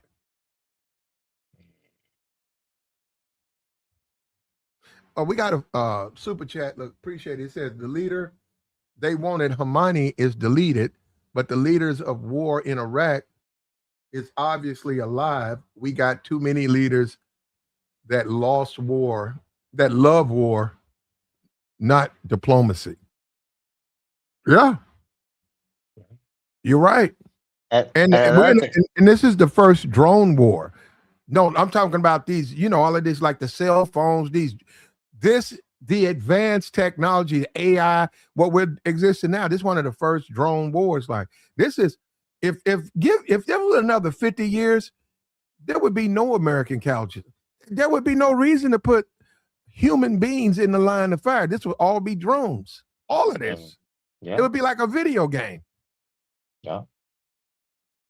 But here's the thing though, Platt. You're going to always need some humans because you're going to need boots on the ground to do occupation.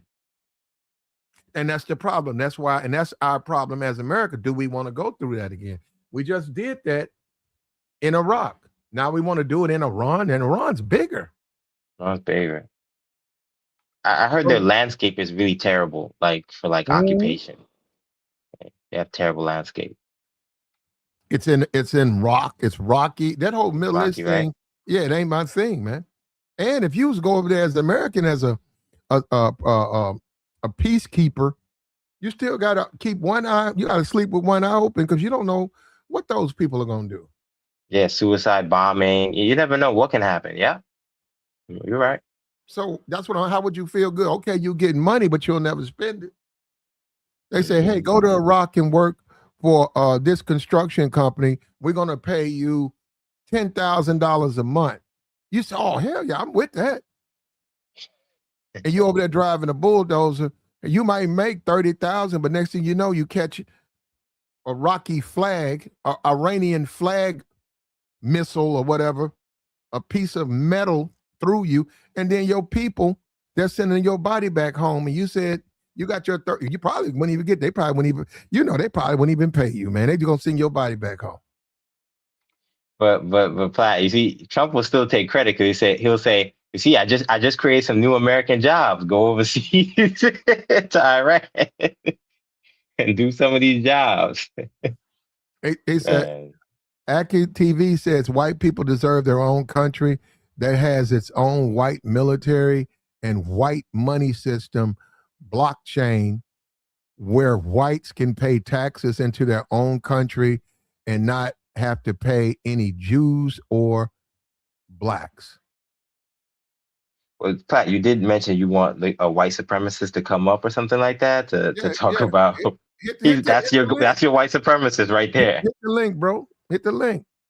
We're listening over here, bro. Even though that statement is completely ridiculous, but you can think that. He says instead of paying, what is paying taxes got to do with paying Jews or blacks? Yeah, I'm not understanding this guy. Whites can pay taxes into their own country and not have to pay. And that's another thing. So if a black man is head of the IRS, you paying blacks? You think that's how it works? So if a black person is in charge of a program, you say, well, I should have to pay my taxes because they got a Negro in charge of the IRS. That don't sound very smart to me. He said he said another statement. He said blacks vote for Democrats to start all these wars, but it's been Republicans who've been doing a lot of these wars lately. So I mean, okay. But blacks don't vote for Democrats for wars. They vote for Democrats because of the racism. Now, before we get into it, right? Blacks vote for Democrats because of racism. Okay, Democrats are racist. You have no argument for me. So blacks have always voted for the less of two evils, but you have no argument with me. Democrats are racist. Okay. All right. What you want to talk about? So for blacks, they really have no sanctuary. Blacks are really on their own. You know, you got the grifting Negroes online who put on MAGA hats and claim that they're conservative. These people, and they're niggas. These dusty niggas ain't no conservatives. A bunch of niggas. And it's a YouTube grift. All you got to do is listen to them. If it wasn't for YouTube, they would be bringing me my fucking groceries. Niggas ain't got no talent.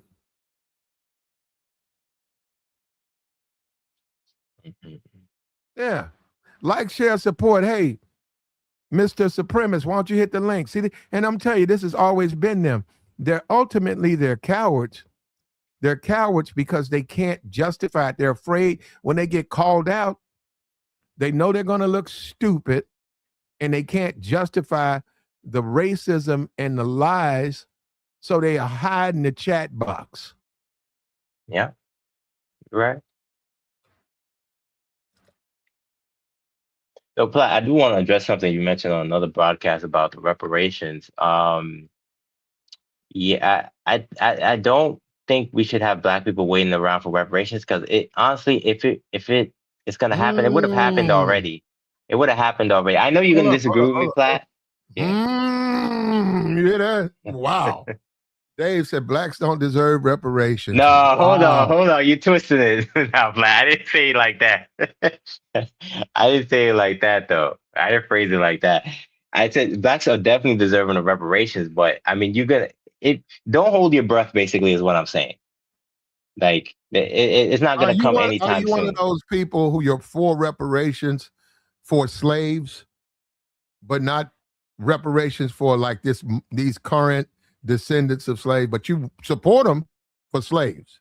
You one of those guys? No. Okay. So let me make my point clearly. So I'm one of those people who I support reparations for people who are the descendants of the African slave, descendants of people who can trace their ancestry from the 1800s. But like, let's say, like for me, Platt in particular, like I'm Caribbean American. Okay, so I'm a first generation American, U.S. citizen. My parents came here in the 70s. Like I don't believe I deserve reparations. You know, does that make sense? But like, Okay. let's say, Okay. Okay. But like, I think you're like are you an ADOS per se? Would you consider yourself ADOS, ADOS? FBA, FBA? Okay, so that then movement. Yeah, I would be you're FBA, but I got you. Even oh, yeah. though, but I get them. They said a whole So I believe you're Yvette, deserving of reparations. Yvette Carnell Yeah. and Tone Talks, is that his name? Yeah. I No, watched their no. programs. Wait a minute. Tariq said that they all LGBT and stuff like that. So I would be under the FBA flag. But if you want to look at what they both, to a certain degree, talking about descendants of slaves, like you're the offsprings of enslaved people, black people. Mhm. Yeah, I would fall in that category. So go Yeah. ahead. So no, basically I was gonna say, like, I believe you're deserving of reparations. Yeah, I don't believe I'm deserving of reparations, or I don't, and I also don't believe anyone who's like me, whether it be someone from, a Caribbean background, an African background, like a recent African background, Latin American background, I don't believe they're deserving of reparations. Like, just because you're black doesn't mean you get reparations. You get it Well, because you're, you you know, don't get it. You don't get it from America. You're talking about like the Caribbean. They're talking about they deserve it. So, and a lot of them are trying to sue Africa, and they've even encouraged blacks to sue Africa. You probably could do it. I mean, you don't underestimate yourself. If you can show where you was on, your parents was transferred, where they was purchased from, if you could trace that back, you probably do have a legitimate suit. Yeah. You can file suit. Take a look at it. No, but I believe, like, let's say a Jamaican American, like, you need to be contacting the British for your reparations. Like, if you're from Panama, you're Panamanian American, you need to be contacting Spain for your reparations. You know, so, Mm-hmm. and of course Africa as well. They need to be offering some kind of, um, some kind of form of a reparation program too, because they're kind of complicit in all of this. But yeah, yeah. But it's just my 2 cents on the whole reparations thing you mentioned a couple broadcasts ago. Yeah, and look at this. Hey, bro, if you don't come up, you're gonna get blocked. You're gonna get blocked because a lot of time we just get trolls. I don't know why. I shouldn't tolerate them, but I let them say his stuff. Yeah, whites have paid trillions. He said trillions. Can you add, brother? They haven't paid no trillions. And then on top of that, most people who get welfare is whites. So they paid welfare to whites. I don't even understand why blacks in America can't even get, like, the simplest form of reparation. Like, why, like, here's one reparation plan. How about all ADOS FBA don't have to pay federal, state, or local taxes for Well, the rest of life and don't do that. generations? They don't do that anyway.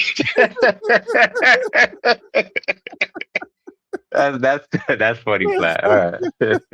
A lot of them don't, man. So I mean, you should, but okay. all right, let me get rid of this guy. Hey, man, we gave you a chance. I don't know if you want some attention or something. Let me block this guy. Bye, bro. Wait, hold on, no, Plat. You didn't give him the link though. The link hasn't been posted for a while. Right there. The link sitting up there, right there. Is there? Oh, okay. Here go the link right here, right there. Oh, it's there. Oh, then yeah, okay. It was already there. Forget it. Yeah. I don't know how he came back, but he came back some kind of way. Let me see.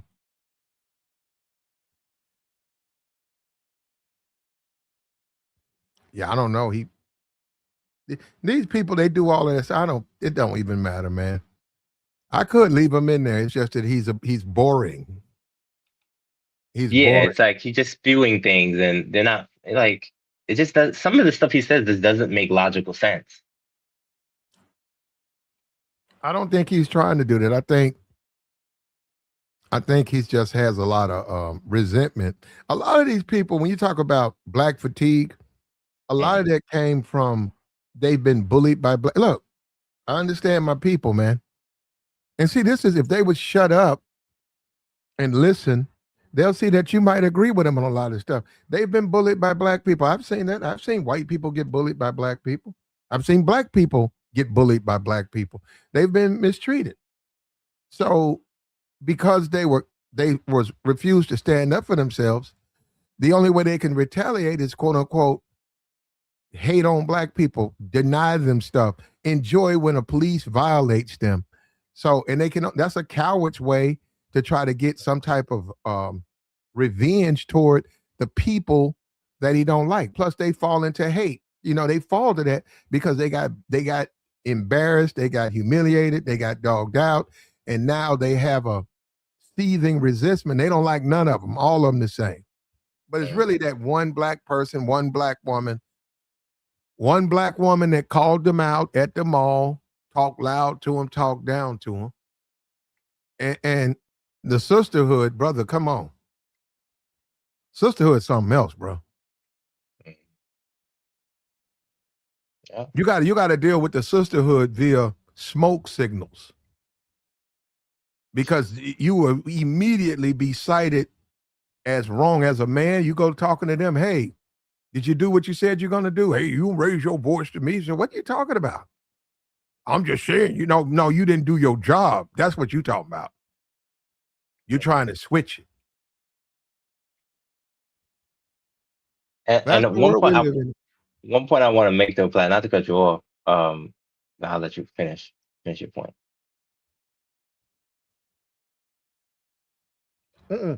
I can go? Okay. Yeah, go ahead. Now I was gonna say, back to talking about the war again.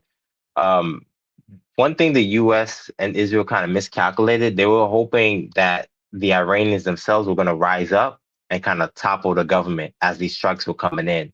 And that's not happening at all. Yeah, first of all, it's 93 million. You can't go by something like that. No, I think they figured that into their plan. I think that's a lie. I think that's propaganda. I think that's stupid. And I think that they're feeding that to the American public. It's 93 million people. Do they have dissidents? They might. How many dissidents you think are over there? Half a million? Half a million? Maybe a million. Maybe a million strong. Out of 93 million. Now, I'm not saying everybody supports, the prime minister or whatever his name is. I'm not saying everybody supports him, but they're not so much against him that they want to see him assassinated. But yeah, there's a dissidence there. But those dissidents would have to run it. And more than likely, when you start talking about those type of people, they can't run anything. They can't even take care of their own families. There's always going to be people, in any group of people, there's always going to be a group of people who live like cockroaches. They live on the edges of society. And those are the people in Iraq who have a problem that the United States tried to provoke, or who got their idea that they would take the country over. No, they're not. They're resolved. They was in together. I had on all black saying they're going to get revenge. Iran continues to sling missiles, large numbers of missiles and drones at Israel and American bases. They underestimated that. And then they hit a school. That's going to break anybody. You go and you hit an elementary school full of kids, including 127 girls, like ages 6 to like 10, and you think that's going to generate support? I'm talking about from that country, Iran, for your cause. We're going to take care of your leadership. Okay. Oh, by the way, let me drop a bomb on a elementary school and delete, your children. That's going to cause them. Some of this stuff is common sense, man. That's going to cause the people who may have been on your team to go the other way, man. And I saw a picture of Trump yelling at that Pete dude. I don't know what he was talking about, but he might have been brought up that school. Like, what the hell?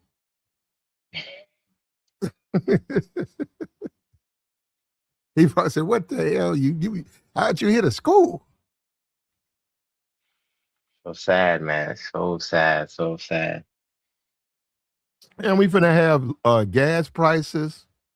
They finna go through the roof. Food's already. I was looking at a roast out here. A chuck roast, $32. Ooh. $32. What normally would run you 13, if it was big, maybe 16, $32. And that's the beginning. Like this, give me 30 days and then we'll start to see the effects of the war. And see, the farmer, they have to be able to sell their goods. They got to be able to ship. When you cut things off, when you say, well, we done cut this port off and we this country, we gonna put an embargo against where they gonna sell their stuff to? And then this is the thing with fruit, with vegetables and fruit, you have a timeline. You have to sell that while it's ripe. You got to get it in that market. You can't say, hey, give me another 3 months. The food will be spoiled. Yeah. That's enough to bankrupt a farmer. So now you have another American who's bit the dust because of bad policies.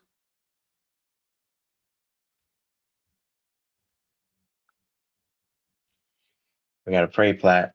I'm not religious, but I say a prayer. Yeah, you do. We all need to say a prayer, man. We all need to pray. And then in this country where they are so politically polarized, right? Partisanship, that's not good because that's keeping us from uniting. We can't be one and unite if we're just all partisan. Then we become Iran. We become extremists. They're religious extremists. We become political extremists. And extremist is a bad thing, period. You're an extremist, you're an extremist.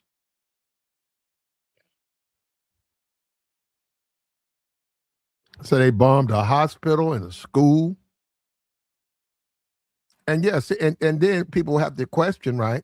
Do they really want peace? They say, okay, you want peace, but you just took down an elementary school.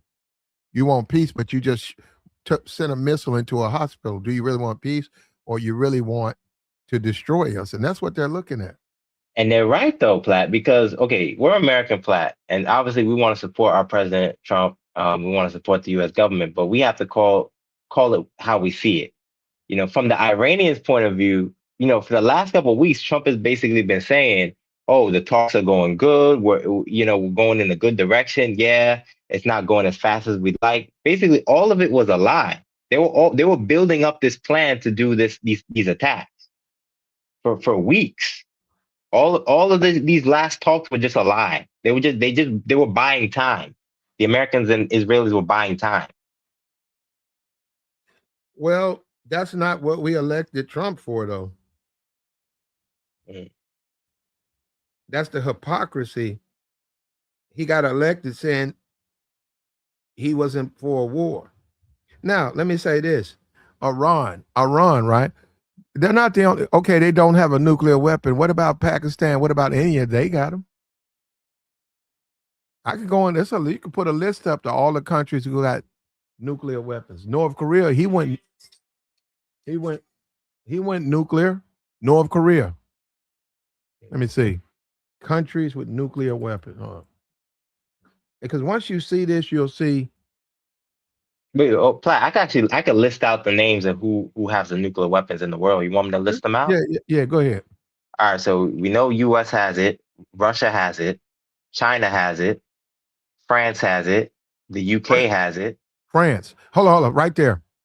Yeah. Why are you so concerned with Iran if France got it? No, what I mean is Iran is a bigger country. Iran, okay, talking about Israel. They want Israel. They say they don't. So I mean, what they're saying is Iran wants a nuclear weapon. They get the weapon, okay, shoot. That's ridiculous, man. So so the Israelis, really more so the Israelis than the Americans. The Israelis are worried that if Iran gets a nuclear weapon, they're going to try to use it to wipe Israel off the face of the map. Basically, the Iranians, they've never liked the Israelis since the Shah came into power. Sorry, not the Shah. I mean, since the what do you call it? The supreme leader, since they changed that whole revolution, the Iranian revolution, and the supreme leader was appointed. Like at that point, they cut off diplomatic relations with Israel, and they just don't believe in, having the Israelis there. They shouldn't be there in that part of the world.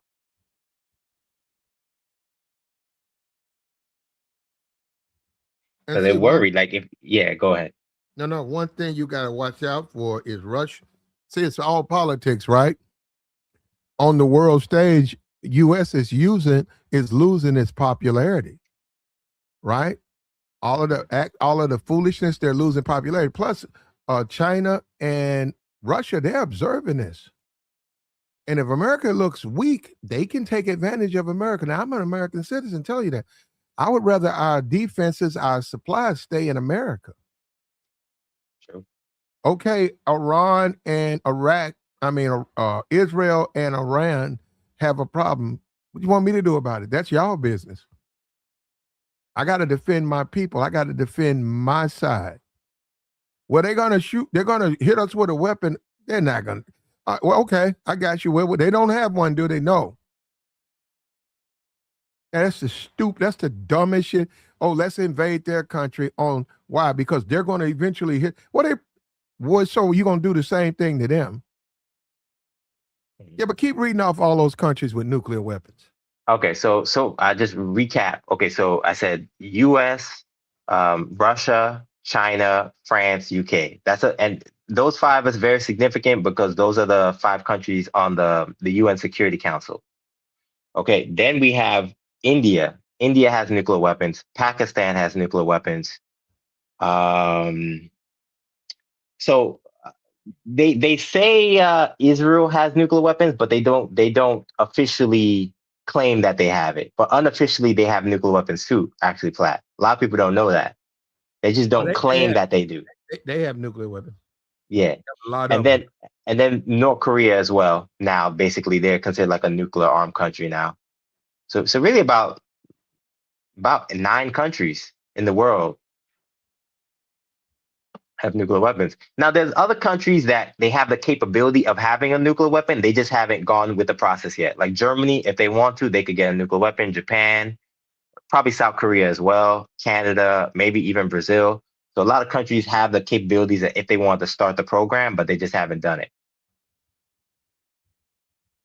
Well, actually, to be honest, it's really not hard, man. No, it's really not. No, I'm saying it's really not hard. You just got to have your uranium. Yeah. And once you get that, you just got to. It's a process, but a country can get that done. That ain't hard to do. That ain't hard to do. Now I get it. They don't want us. Nuclear war is bad, and they don't want certain country to have it. But what I'm saying is, really, my thing has always been why they got to make it. If you have if you've allied yourself with Russia, you allied yourself with China, why do you have to make a bomb? All you have to do is they got bombs. They'll just give you one. I ain't saying they'll give you one. They'll sell you one. No, I don't believe no. No, I don't think they'll do that though. No, but so the thing is, no, they can for their own, for their interest. Them things it's got a serial number on it. They're gonna just say they made it. They didn't make that, but they'll say they made it. So what they'll do, Platt, is they'll do something. You're familiar with nuclear sharing programs. If there's like treaties, like friend treaties, the mutual defense pacts, they might do a nuclear sharing. But from what I understand, right now, China and the oil of Iran, that's a big major. They need the oil in Iran. 2 years ago, China could have sent a boat to Iran with wheat and corn, and under that box was a nuclear weapon. And all they would have to do is just damn near like Amazon, just pull it out, put it together. It's already packed. You just need to put it on a prop to get it out. And then it's hidden somewhere. So I'm saying they keep saying they're trying to build a weapon. They don't know if they don't have them already. But here's the thing, though, Platt. Okay, no. That's the thing about the nuclear weapon. This is always everything goes back to World War II. Second strike. It's always been about if you hit us, we got you. That's the submarine force.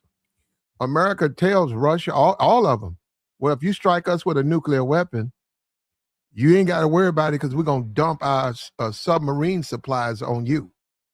We're going to empty our supplies on you, and that's going to annihilate your country. So it prevents countries from using it. Right. Yeah. But what I'm saying, for all we know, Iran got 2 of them that they paid China for that already ready to go. If Israel hits them with, say, a compact nuke on the set fact that, hey, we losing the war, we got to hit them with a compact nuke to get our leverage back. They're saying that. That's why they keep saying they'll be decimated. They keep saying if we don't have to worry about it. And they're not a big Israel ain't that big. They can't really sustain a couple of two nuclear, or that's be over with for them. And see, the thing about the nuclear war, you can't live there. So it ain't about talking about rebuild. We can rebuild in about 300 years. Now you can't live in that place. You can't say, hey, okay, the fire's out.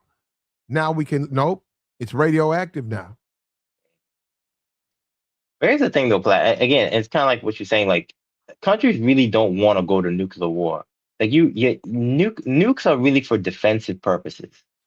They're not for offensive. You're not just trying to go to war and just say, "Oh, I'm going to bomb this person and nuclear bomb them." No, you're using it for defense. Like North Korea, basically for their defense, to saying, "Hey, you can't come and try to take me out," Kim Jong Un, because I have these nukes. And you notice how U.S. is not trying to go to North Korea to take Kim Jong Un out, yet you've been in conflict with him for years, his country.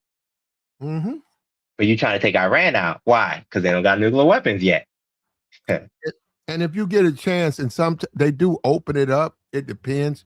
There's a process. You should go to South Korea, but get a clearance to go to North Korea. North Korea, one of the most beautiful countries ever. Vietnam, you need to go. Go travel. Well, now's the time, right? Because we could be in the World War III by next year. I say a year after this, you should put your paperwork in and go. Now, obviously, you're going to be there as a tourist, so you're not going to really know anything about the country. You'll be watched and all of that. But you want to talk about visiting something, you can get into North Korea. You can't cross the border, but you can get into North Korea, and then you can get into, you can enjoy South Korea. You got to get away from the propaganda. That's what I'm saying. We're fed a lot of propaganda. A lot of times when Americans go to Dubai, they see how far behind we are. We buy a flight from O'Hara, Chicago O'Hara. We buy a flight from LAX, and while we're there, we see the cockroaches and the roaches.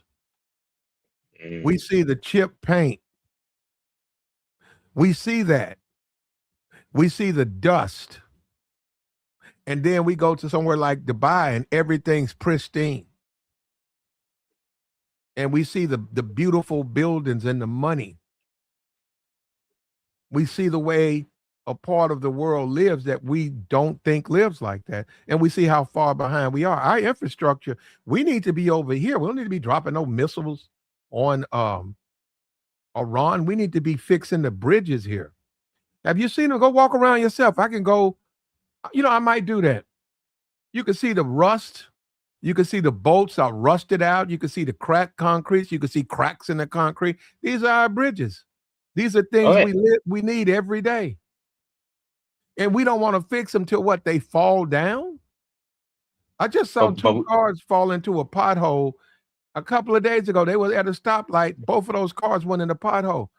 I saw that. Platt. Yeah, that's what I'm saying. The streets, our streets are falling apart. We need to be doing something about our infrastructure. We're starting to look. I'm going to tell you something. I was overseas. We are fast starting to look third world. If we're not there already, we are. Our buildings, a lot of the construction, the way it's made, the decay, churches. You got a humongous church, and then you got a bunch of ghetto hood Section 8 broke rental properties around. We are fast becoming Section 8. That used to be Mexico in the 50s. That's become America now in 2026. That used to be Mexico. If you went to Mexico, the first thing you're going to see is this elaborate cathedral, the church. And then all around the church, these shanty, put together houses, pieces of a house, stray dogs.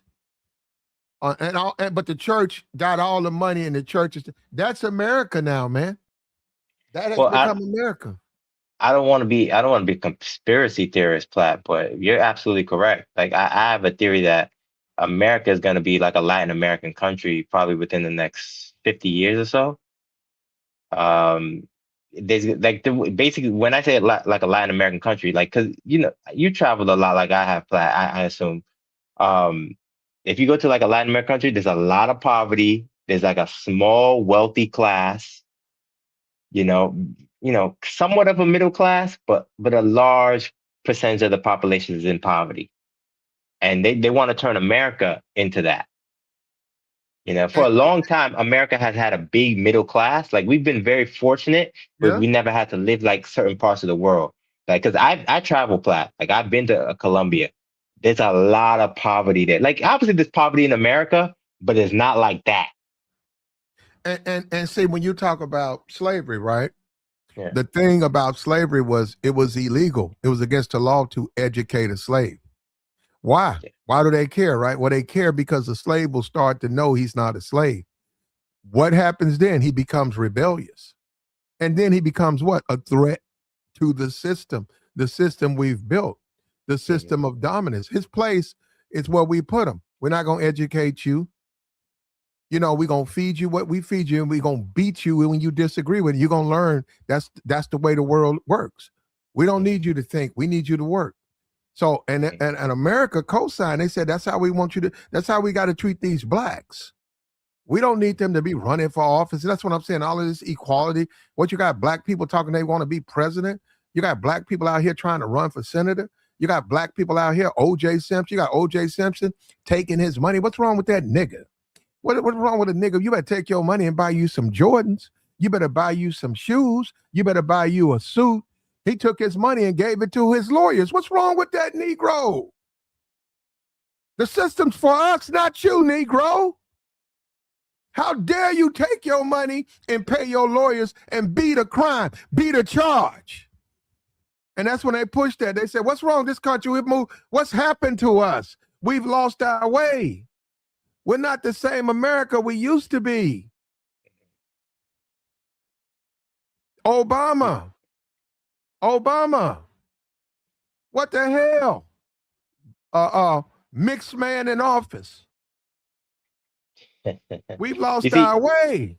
You see, Platt, when the racists when they abolished slavery, they had a dilemma. Like basically they had to figure out, what do we do with all these black people who are now free in America? Because really, we don't need. I'll tell you what they did with them. They created laws, sharecropping. They basically put them back in slavery, but they did it from a financial sense. In the sense, okay, Dave. A slave name is Leon, though, Dave. Leon. That's better. Or Willie. How about Willie? That's a good slave name. No, don't say Willie, because when you say Willie, I think of Willie Lynch, and that's a white guy. So, well, Willie, right? My slave is Willie, okay. Right? And or they be like them Bible names, Bartholomew, or what's the Bible? Oh, how about Toby? No, that's a perfect slave name. No, I got you, but the biblical name, it'll be Ismail. His mama named him Ismail from the Bible, shit like that. So the problem with when they say, okay, you're free, they say, okay, what you Negroes gonna do? I don't know. Well, you could work for me. You could pick my cotton. I gotta pay. And they had it set up. Well, okay, well, they gotta buy. They say, okay, put them back on the plantation, let them plant, let them stay. And he said, but what you can do now is you can charge them to stay, right? So you charge them for housing, you charge them for seeds, you charge them, you buy it, you charge them a certain amount. And they said sometimes it was 70% it was 70%. The seed that the man would buy sharecropping, the sharecropper, the owner would buy the seed. He would charge the sharecroppers 70% on what he paid for it. Housing, 70% on what the house was valued at.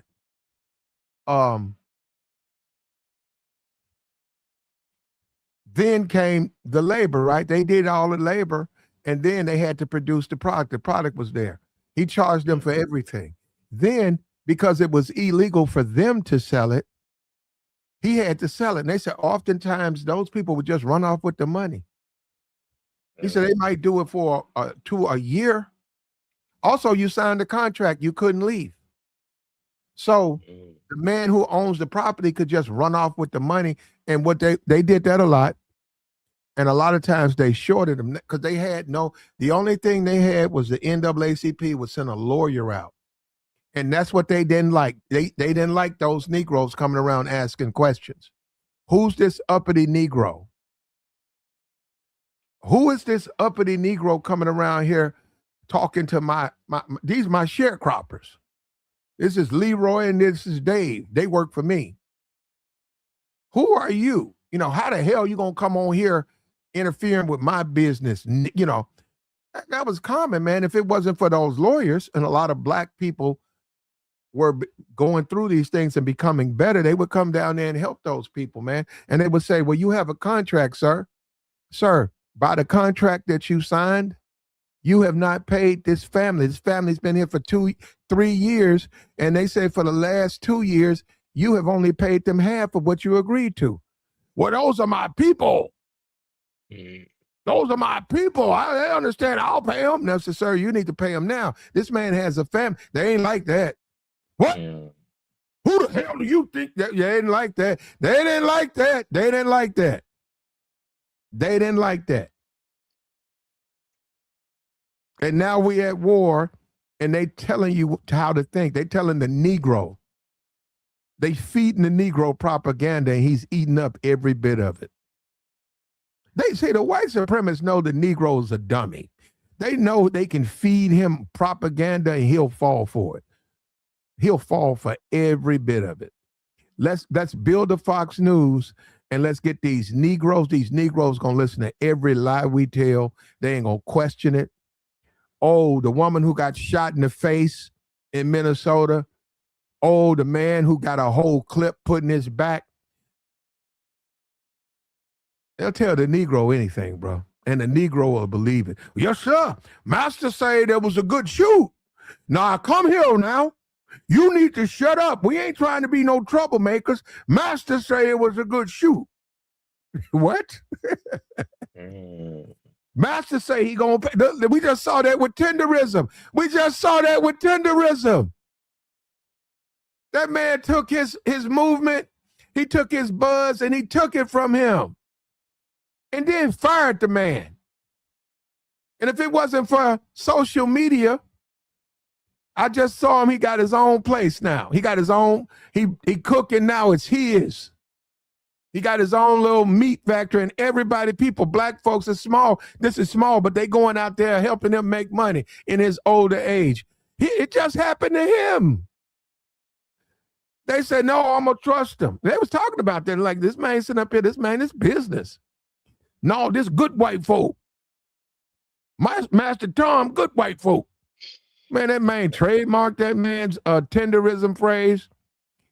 Told that man, he need to sit his ass down, and then fired that man. And if it wasn't for social media, that man would have been out on his ass at his age. The social media, and look, hats off. You know what? I'm going to go look at that a little bit more. Hats off for the blacks who came together and saved that brother. He don't deserve to die broke and shit like that. Hats off, man. Now, I would tell him, man, you better stop eating that. You better stop eating them, that tender meat or whatever that shit is. Barbecue. You too old to be eating that shit.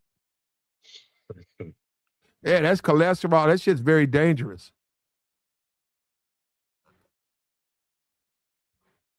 But yeah, we don't always do good, but hats off to the blacks who saved that man, because he was about to be eaten up. And that was the whole thing with the sharecropper, the Negro. The Negro would always say, Mr. Willie good to me, or Mr. Charlie good to me. And the people would go down and say, but he ain't paid you in 3 years. No, you stop saying that. Mr. Charlie is good to me. That's my friend. That's my friend. I can trust him. He say he gonna pay me. He gonna pay me. But your kids are eating flowers and grass. We'll be okay. We'll be okay.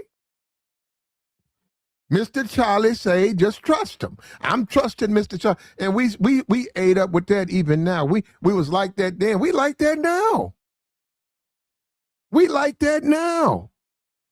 Every bit of propaganda this administration feeds these dumb niggas, they're going to believe it. Every bit of it. Every bit of, without question. We're like that now, man. That's the sad thing about it.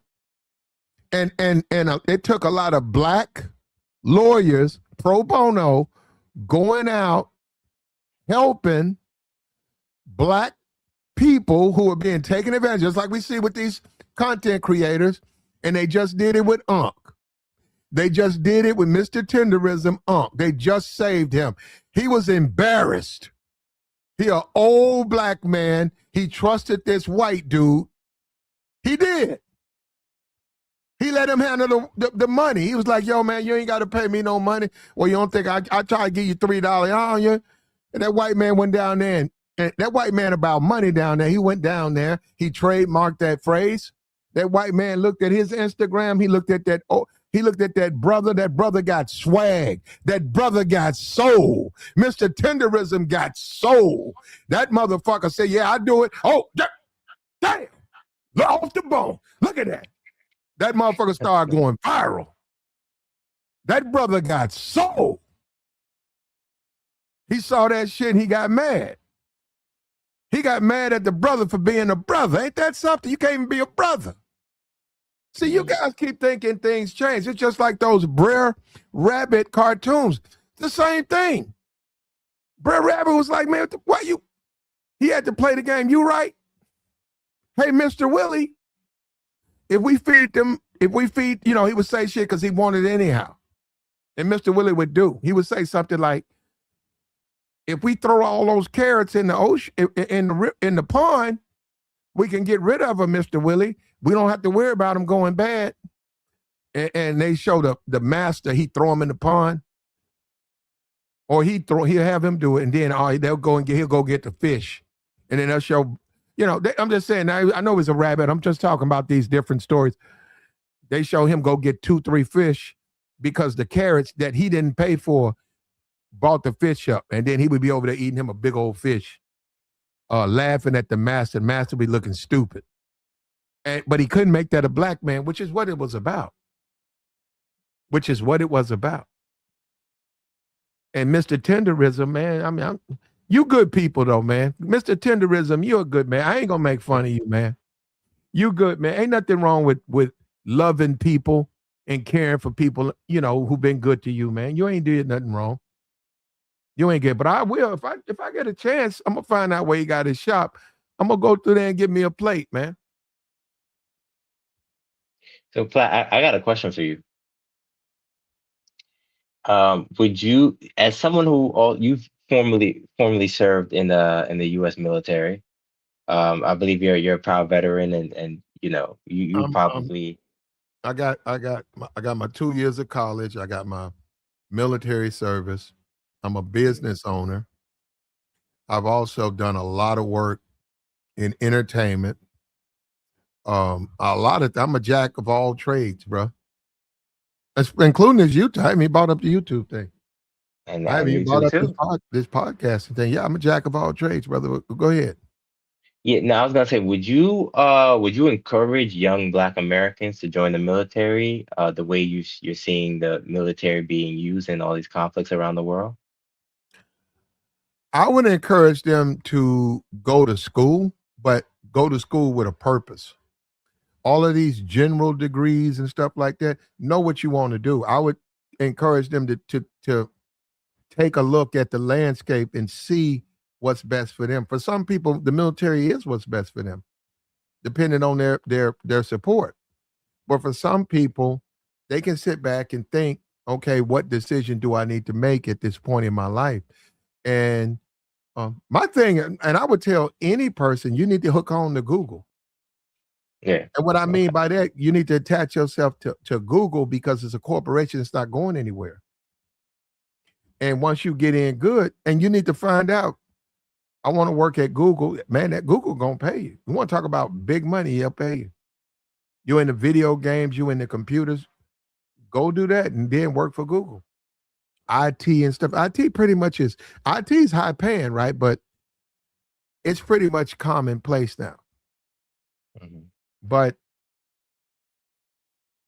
I would say do your research, find out where the money is, if that's what you want, and go work for Google.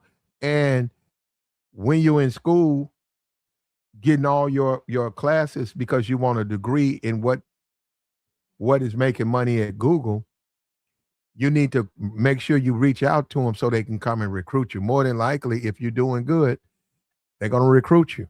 And that's what you want. You want to get recruited right out of college to Google, and you'll be making shit 300, starting out 300,000 with the potential to make a couple of million a year to just be doing internet stuff you'll probably be doing anyhow, stuff that you probably would do for free, writing pages, reading code, and it's changing now, man. But Code, it's changing it's with like, AI automation, yeah, though, yeah, Platt.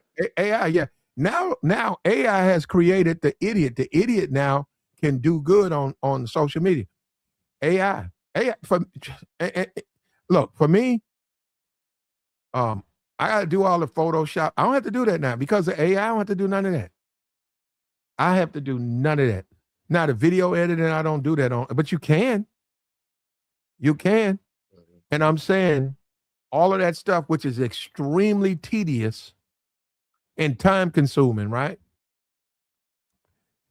If I had a 5-year-old kid, I swear, all he would do is learn the language of AI. I mean, matter of fact, I don't even want him to speak English. I put him in front of that computer and say, okay, make me this. Okay. No, I said, I go on that AI platform and you get into that source box where you got to put what you want in it, and it's gotta read what you say. I say, okay, do this. Okay, why did it come out like that? You did it wrong. Fix it. Tell me why. Find it out. I have that kid speaking that language. By the time that kid graduated, they'll speak code. They'll speak AI. And we know it's just going to get easier and easier, right? So let's go ahead and do it now. But 5 years from now, 6 years from now, it's easier. But you know what they're going to remember? They're going to remember the way it interacted with them when it wasn't as fine-tuned. So they always have that experience and knowledge, and then they understand what differences have been made, what changes. And then they come out, they're an expert. They speak AI like it's a language. One of the problems with AI, it depends on what site you go on. Now, certain sites is very easy, but one of the problems with AI is you can't produce what you want because you can't communicate. The AI is only going to give you what you want. When you see these people with 6 fingers and a frog with 2 mouths, it's because that's what you fed it. It doesn't just make stuff up. You didn't put it in right. You didn't put your code in right. Now, it's not something I want to do, but let me tell you, and then that person with that type of, they're going to be looking for them because we're going to have all these drones, all these machines that need to be watched and reprogrammed and taken care of. They're going to need someone who's that familiar with AI. In addition to what they train you, okay, we're going to train you for this, but you already know computers. Matter of fact, you're so good at it, when you get into the class, you're going to make that thing do things that nobody thought it could do because you know how to program it. And it's like that. But yeah, it would take about 10 years. Okay. Yeah, all the thugging, the NBA, the young boy, the drugging and the thugging, you got to steer them away for that. Ain't no future in that.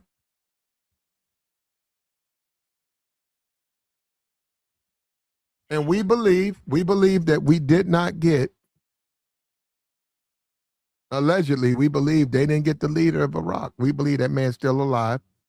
I don't know if he's in China, but he's in a bunker somewhere.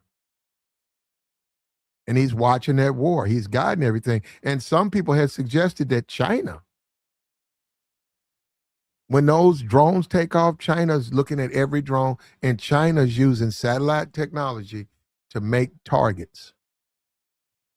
So they're Well, saying okay. that's not even Iraq.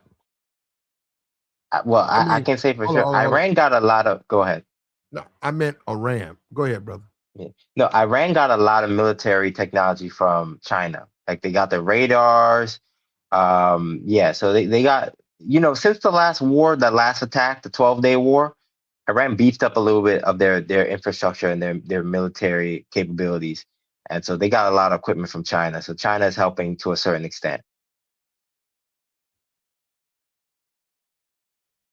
Yeah, China needs the oil, and they said they didn't close down the Strait of Hormuz. So, Well, they're uh, gonna they're gonna let the Chinese, that like any oil that's gonna go to the Chinese, they'll let that pass because the Chinese are indirectly helping them. and see, the problem with Trump is this: the bluster.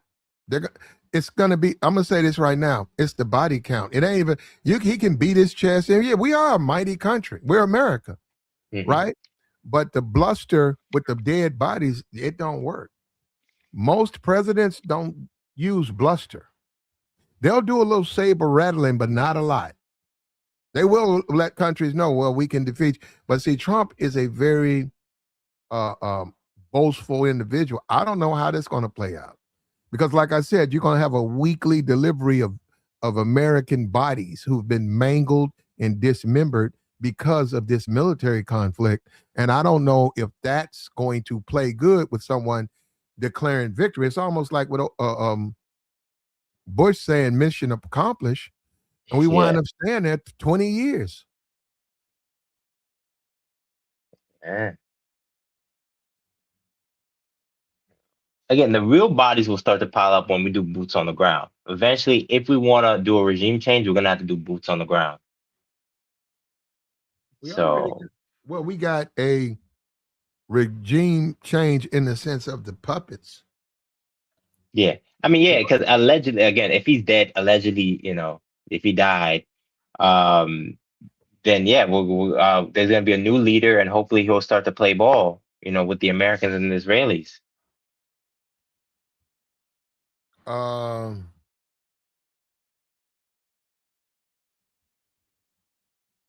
Also, Platt, if you want, we could talk about the other players now coming in because now, recently Hezbollah is going to be joining the war. Hezbollah is the political party in Lebanon, so oh, they're going to be sending rockets to Israel. wow. And Saudi Arabia possibly, because they were one of the countries attacked by Iran. They might be joining the Israeli and U.S. side, and they might be, who knows, sending troops, or who Yeah, knows, but like the sending. problem, no, the problem with Yeah, the Saudis is that's really not Dubai and all these countries. They're not really countries who are built to receive missiles. It decimates their whole economy if it's war torn. yeah, So that's the danger. And you know what? In America, you're going to have betrayals. It's just a matter of time based on how the war is going to fight. Some of those Arab countries, they're going to betray you. I see that they have a coalition, but are you really sure you can trust those countries? Mhm. But here's the thing though, Platt. Most of the countries, they're not quote unquote fighters. Like, not to say that they're weak or they're pussy. Part of my language, but they're not fighters. But Saudi is fight. They're a bunch of fighters. So their military is somewhat capable. But how capable, I don't know, because remember, like, I don't know if you've been following the Middle East for a long time, but they've been in a war with the Yemenis, the Houthis. Are you familiar with that? No, no. Refresh. Yes. Help us out with that, man. Tell us what you All know. right. Okay. So Saudi Arabia, for a long time, they've been in a war against Yemen. In particular, they have a group in Yemen called the Houthis, and they've been going kind of through like a civil war, Yemen. And so Saudi Arabia has been basically at war with the Houthis in Yemen because they don't like what they believe in, and they kind of want to sway Yemen to what they believe in. So, but they've been having a hard time with that war. So if you're having a hard time against the Yemenis, how you going to defeat Iran? Yeah, yeah, and then you also got Russia and China. Remember, they're sitting in the background. Remember, they're not expending their resources, losing their missiles. Remember, they have a very healthy defense force.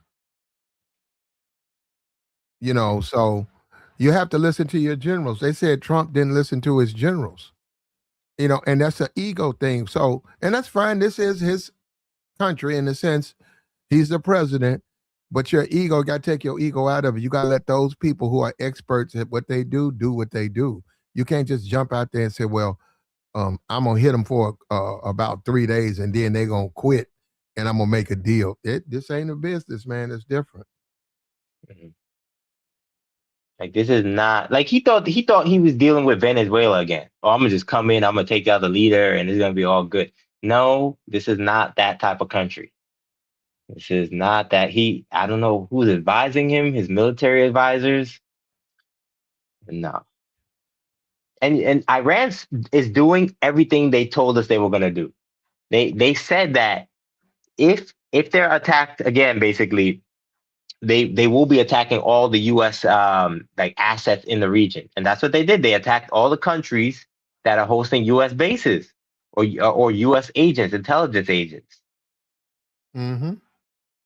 That's what they did, and they, They they did say destroyed that them, though. They destroyed Iran them, is right? targeting civilian areas too, but that's misleading. Iran is targeting areas that are housing like Israeli and U.S. intelligence agents because their intelligence agents are like they're blending in. So they're in commercial areas, they're in areas in civilian areas. So if they're attacking civilian areas, it's because it's possibly housing intelligence agents from Israel and the U.S. So it's not just attacking randomly areas. Like we have to put true information out there. I want to know how um I want to know how these ultra conservative, bigoted, racist hypocrites are going to process the bodies returning mangled, burnt, dismembered American sailors, American army servicemen who just wanted to fight for their country, 21, 22, putting their country first. I want to know how they're going to process that. Are they going to listen to every morsel of lies, right? Brainwashing that's been put out by this administration. Meanwhile, Trump has on a black tie. He's at a black tie affair dancing. Mm. He's talking about the White House ballroom. He said, I built myself a ballroom. He's talking about the ballroom, and you got dead Americans being flown back, and he don't give a damn about them. And that is the problem. He doesn't give a damn. And they walk around talking about America first, but they don't give a damn about America. You don't care about But those people overseas sacrificing for you. You want to talk about a ballroom. What about the American soldiers who are over there serving? What about them? Don't they matter? Flat, a lot of hardcore Republicans, not to say that they have no sympathy or empathy, but they believe that, hey, it's the cost of doing business. Like you know what you signed up for. Like, yeah, I'm sorry that you're dead or that you're in a position to be hurt, but you know what you signed up for. You get paid. It's just the cost of doing business. We're at war with Iran. Deal with it. You signed up for the military. Don't be a not draft dodger, but don't try to dodge your responsibilities. Try to get out of your service duties. You know, yeah, deal with it.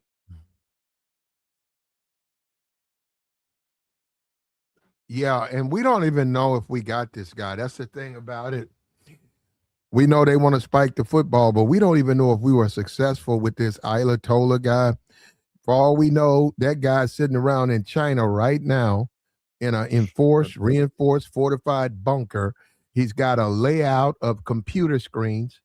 He's got several people who are operating the keyboards. He's operating the keyboards, and they're keeping up with every bit of this conflict. And they know what's going on. And he's communicating with his people. He is in control of 93 million people He's letting them know, I will be there. I will help you. I'm protecting myself now.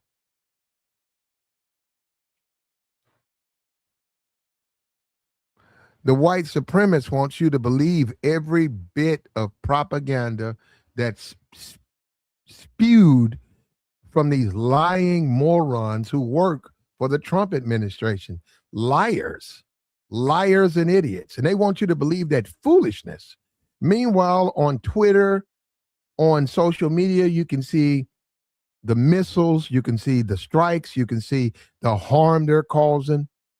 And the only person who truly believes the lies is the dumb Negro, the dumb so-called conservative Negro who's trying to get a grift and a hustle on the social media page.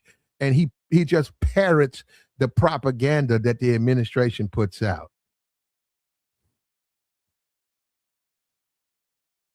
Like, share, support, man. I gotta go because I gotta All get right, something brother. to eat. I'm All hungry right. as hell. Take care of yourself. Appreciate you, man. Thank you. I appreciate you. I'll be listening, and I might come on later depending on how long you go. Okay. Yes, sir. All right. Have a good one. Like the stream, man.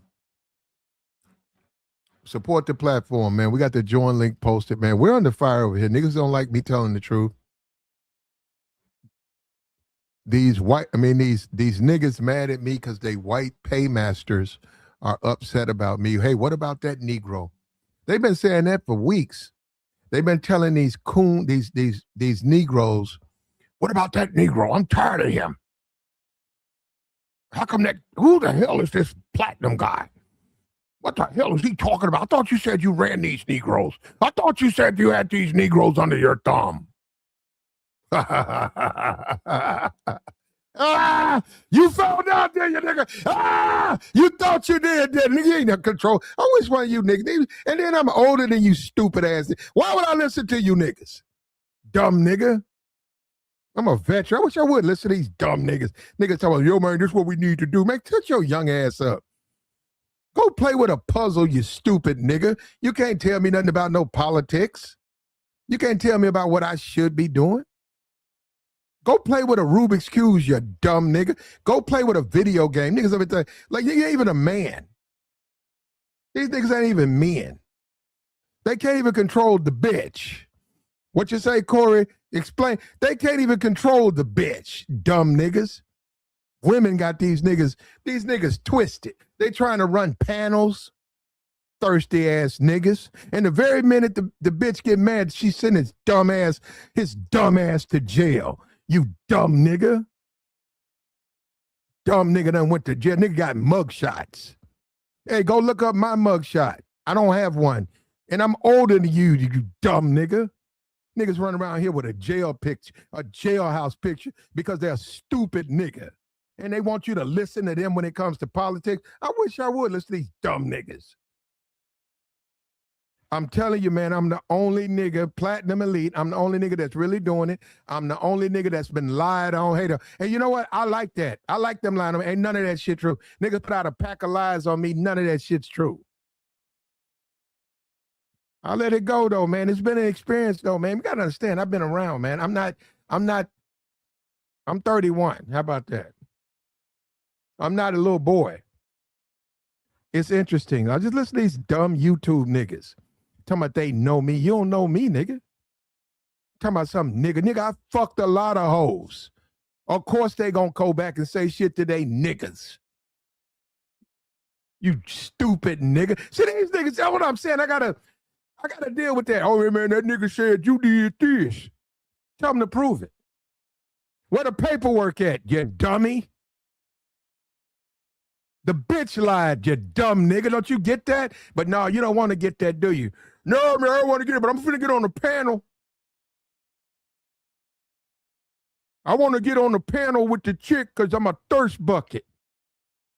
Let me get on this panel with these women because I'm a thirst bucket. But I'm a lie on platinum. Dumb, ugly ass, big, thick lip, monkey ass nigga. Nigga lips look like car tires.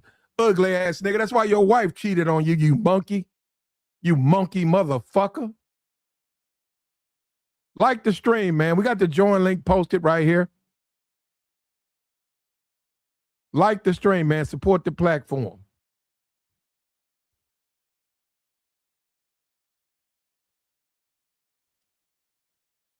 I'm the realest nigga you know, man. I'm the only nigga that really be talking about something. I'm the only nigga who be doing shit. I'm the only nigga that's on this YouTube stuff that's really talking about something, really helping men, really telling the truth. I'm the only nigga, platinum. I'm the only one. I'm the only nigga really at the bitch. These other niggas ain't getting women like that. I'm the only dude that's really doing it. And I'm telling you the truth. I'm the only one. And all of this political, I don't even get into politics, but I'm not stupid. I'm not going to sit there and let them people pour propaganda down my throat and tell me this and tell me that when I can look around and see that those things aren't happening. We got dead bodies being brought back to America. We have to sit back and honor our dead. No, that matters. I don't give a damn about I don't want no prolonged war. And talking about what you gonna do. Do something, nigga. Don't wait. You wait now. Well, wait a minute. Marco Rubio, wait a minute. We're really gonna do something. Just give it a minute. Man, fuck you. Do something now. Fuck out of here.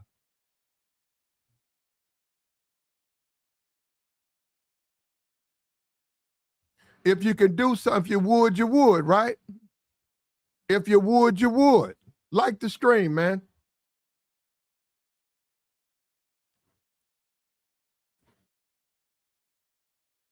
I'm the only nigga that's really popping shit, man, on here. I'm the only nigga. I'm the only nigga that lived overseas. I'm the only nigga that's at the bitch. I'm the only nigga that's really getting this money. I'm the only nigga I ain't sold out. I'm not on here cooning. I'm not here pandering to a white man.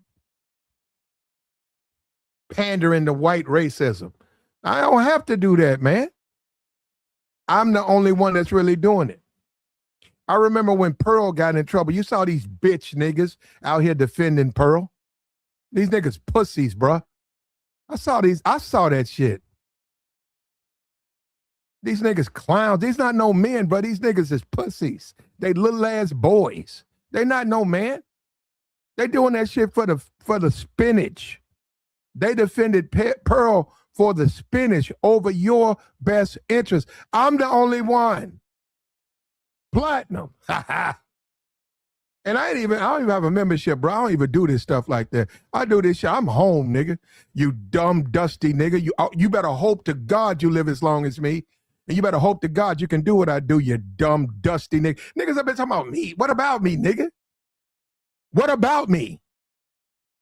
What about me? You ain't me. I don't want to be you. On here and pander to some white boys and tell white boys what they want to hear. Put all the blame on black people so I can get a YouTube check. Then I'm going to get a watch. And then I'm going to beg a bitch. And then I'm going to get exposed and look stupid.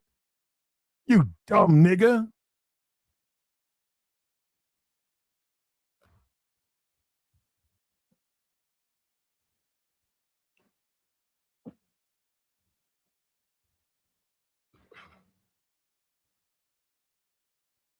Trump got these niggas' eyes glittering like a bitch. Yep. Dumb niggas. Man, Trump a billionaire. Trump wouldn't even stop the limo for you monkeys. Hey, you're Trump, man. I want Trump. Hey, you're Trump. I supported the conservative movement because of the men's rights aspect. I support that. I don't support going to war with Iran. I don't support going to war with Iran. But as far as the alpha male, the men's right concern, you damn right I support that. JD and him, they're supposed to be the first men's president. But no, I don't support going to Iran to die for Israel. Why would I support something as stupid as that? Hey, man, I need all you guys to get together. What we finna do? Let me get your son. Okay. Let me get your son. Let me get your son. Let me get your daughter. Let me get your son. Okay, we finna send them over to Iran, and we'll send you a check in the mail. But we need them to be a body count. Nigga, what? What nobody doing? Who gonna support that? These dumb niggas on here with MAGA hats, they support that. Fake ass nigga. These niggas ain't ever served. Ask these fake niggas on here with these MAGA hats, have they ever did any time? No, they'll tell you no.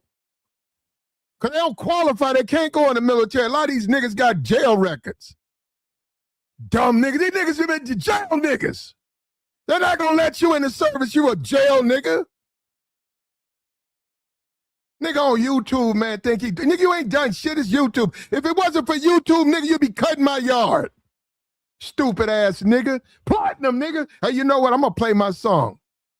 I'm going to play my song. Here we go. Here we go. Here we go. Now, look, I want to speak on this about a little young player. I see a little young player, Ramil, up in here. I ain't got no problem with the pump and dump thing. I see where he coming, and I feel him. He in Atlanta. Them hoes is going. You niggas be leaving that shit out. Them hoes is going out there. Them hoes is fucking all over the place. And niggas is getting at them. And niggas is getting at them. And you niggas start fucking me up with that weak shit, telling niggas not to fuck on the bitch. Nigga, I'm gonna fuck this bitch. That's what I'm gonna do, nigga. I'm getting tired of you trying to check my motherfucking game, nigga. I'm in this shit.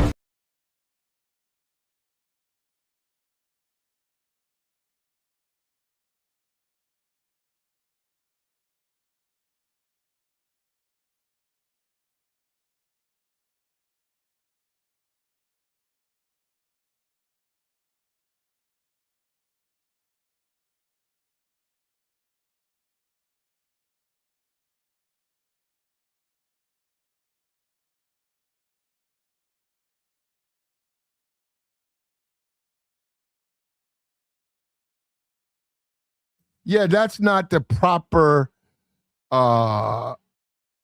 stream for this political talk. We're having a political discussion here. We're talking about, did they even know who ran Iran? And that video, I played a taste of it. That's more aimed at a relationship stream. And we're going to play more and more of that. We're going to play a lot of that. We'll play a lot. We're going to keep playing that. We're going to keep playing that. I love that. I love that.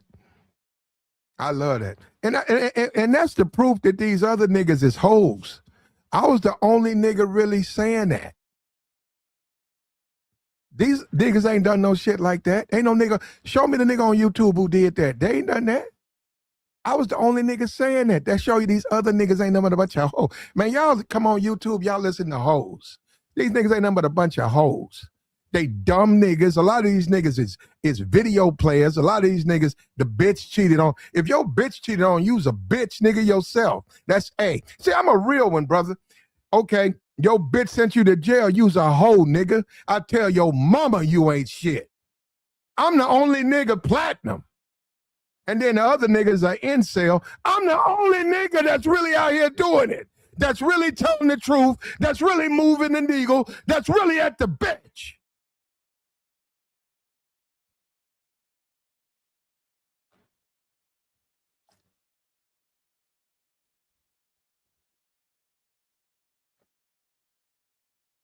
Like the stream, man. We're going to do a relationship podcast. We'll play it then. We can't, it don't fit in this one. I'm the only nigga, man, that really be telling the truth, man. We got the join link posted, man. And we on under fire over here. They don't want platinum. Them niggas been talking about me for years. Y'all niggas so hoe, bro.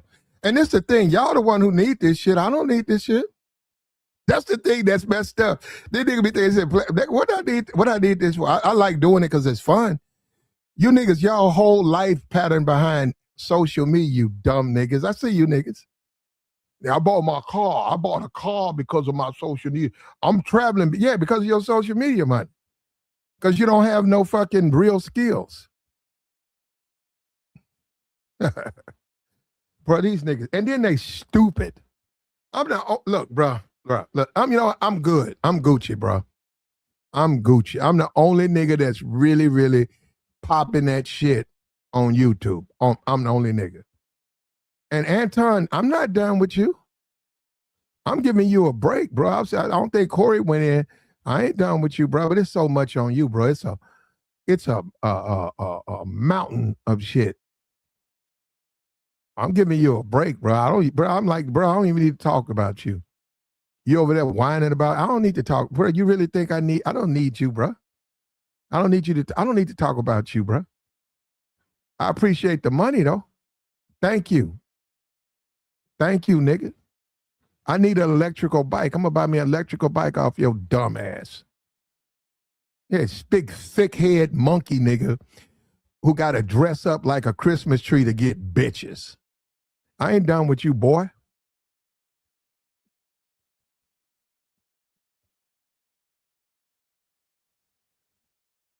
This is the beginning. I'm gonna make some more money off of you. Like, share, support, man. We got the join link posted, man. What we doing over here?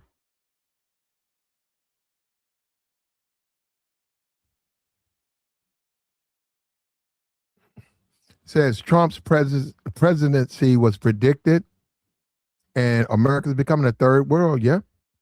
We're going to be a third world country, right? Yep, we are. We are. The way things are going, we're going to be third world. And then you got AI. AI going to take all of these jobs. AI taking over podcasting. The name of the thing is YouTube. Now it's going to be AI Tube. They taking over. They taking over OnlyFans. This guy was bragging on his AI model, how much money she makes on OnlyFans, because dudes want to see that. Yeah, it's a computer image. It's not real. But the guy said, well, the real women don't fuck with me. So what difference does it make? They taking over OnlyFans. They taking over all these jobs. We going back further and further back, man. And we don't know who the true leader of Iran is. We don't know who that is. We know who they told us. We don't know who the true leader is. That man could be in a bunker in China right now. Those are body doubles. Those are figureheads. Expendable. Expendable.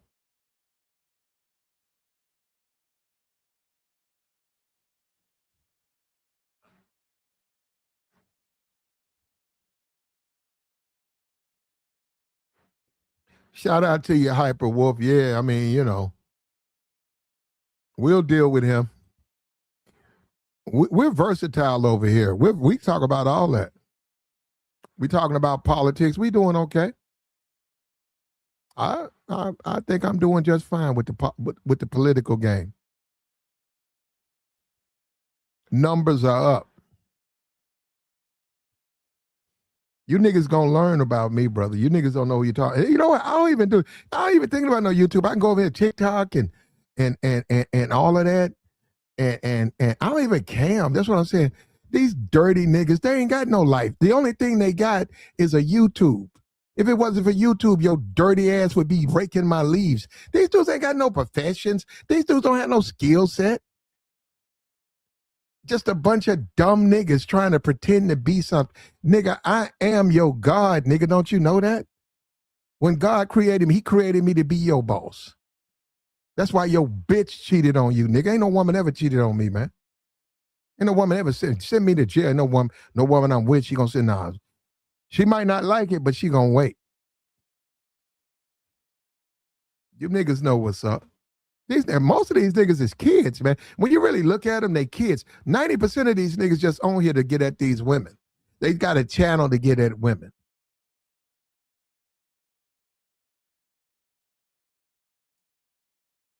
That's most of these dumb niggas. Like the stream, man. Support the platform.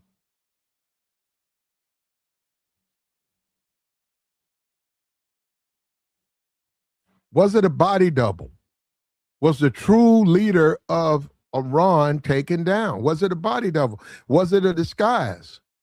Is the leader still alive? We see missiles still being shot at Israel. We see a steady streams of missiles taking out all the U.S. interests. We still see fight in Iran. They was told if you knock down the leader, cut the head off the snake, this will be 3-4 day fight. Yet missiles are still coming out. The Iranian citizens are still fighting. Did we really get rid of the leader? Did we? Did we really get rid of the leader?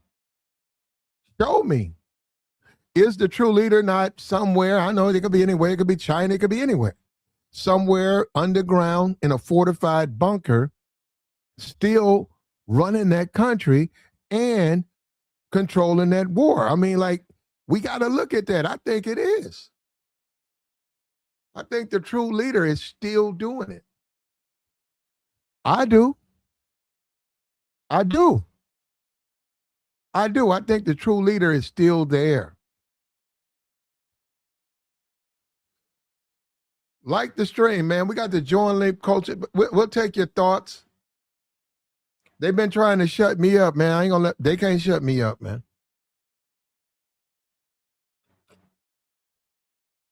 They want me to put out the propaganda, every word that comes out of this administration. They want me to post on that. No confirmation, whatever they say. I saw a dumb nigga talking about the Iranian leader has been deceased. Prove it. Well, we know by reports. That ain't no proof.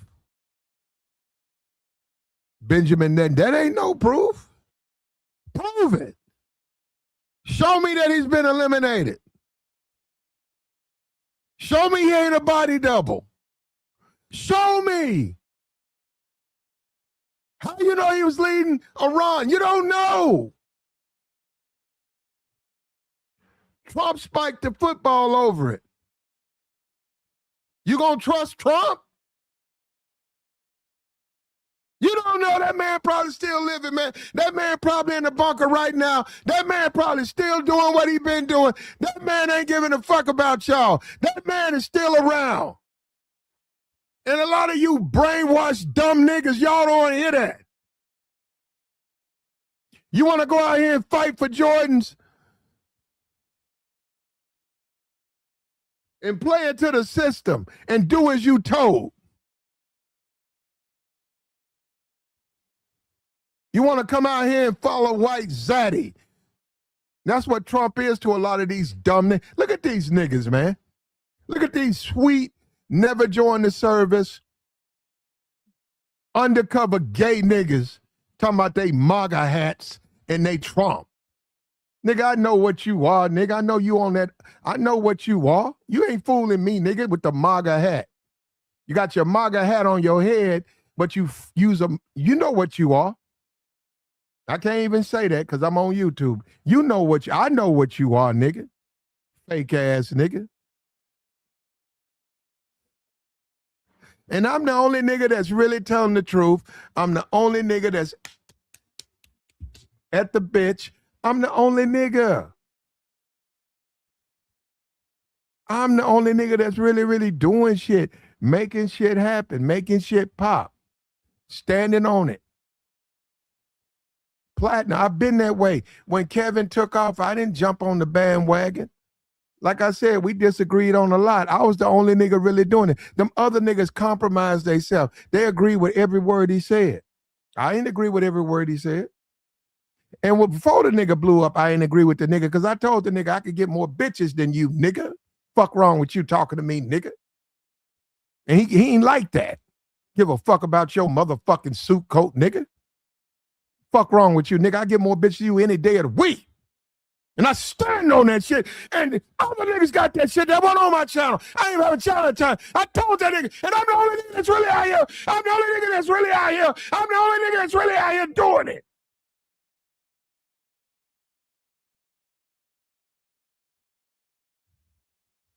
Platinum. Hold up. Kevin didn't know you, Platinum. All these niggas thought they know Kevin. Nigga, he ain't know me. Check it out. He ain't know me. Right? Check it out. Stop being. I gotta find it. Is this it? Shout out to Platinum. Shout out to Platinum.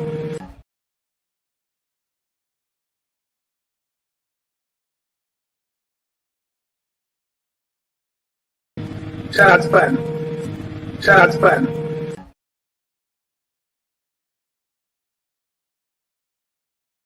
Our disagreements were respectful. Nothing was disrespectful. Shout out to the brother. I ain't never questioned the man's sexuality. That's what I'm saying. You can see, I knew he liked women. You know what I'm saying? All that other side. And actually, I asked him about that bikini photo. He said that was, and he's a model.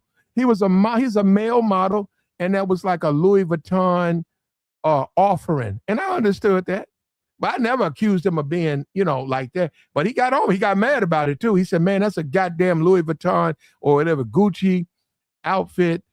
And, he was a male model. I said, man, I got you. I'm feeling you. I feel you, brother. Ain't nothing wrong with that.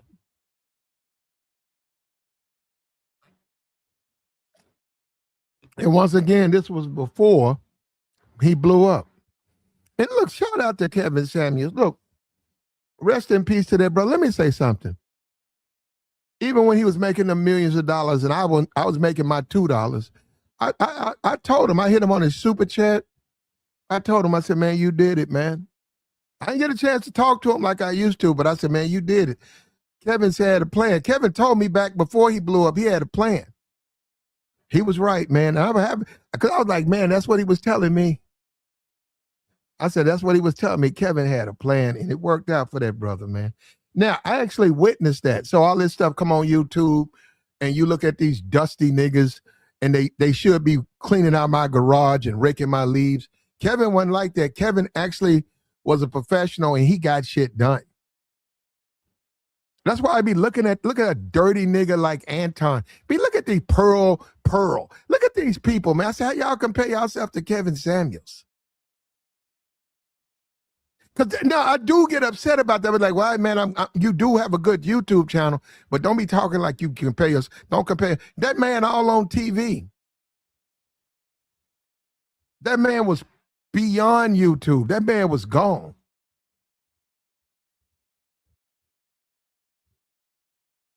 The Myron Gaines. That nigga ain't even got no bitch. How y'all listen? Myron Gaines, bro, he can't pay a bitch. That man can't even pay a bitch to fuck with him. Oh, jack off ass video game ass nigga. Y'all niggas something else, bro. Y'all niggas listen to niggas like that, grown niggas in their 30 who play video games and violate their honor as a man. And they telling y'all niggas, they out here on all these OnlyFans chicks that be running around his platform. Yeah, y'all something else, bro. Fresh look like shit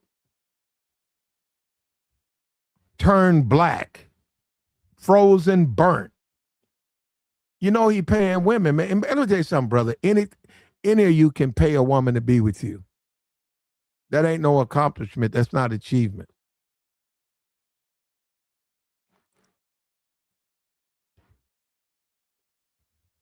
Get a woman to fuck with you on some real shit.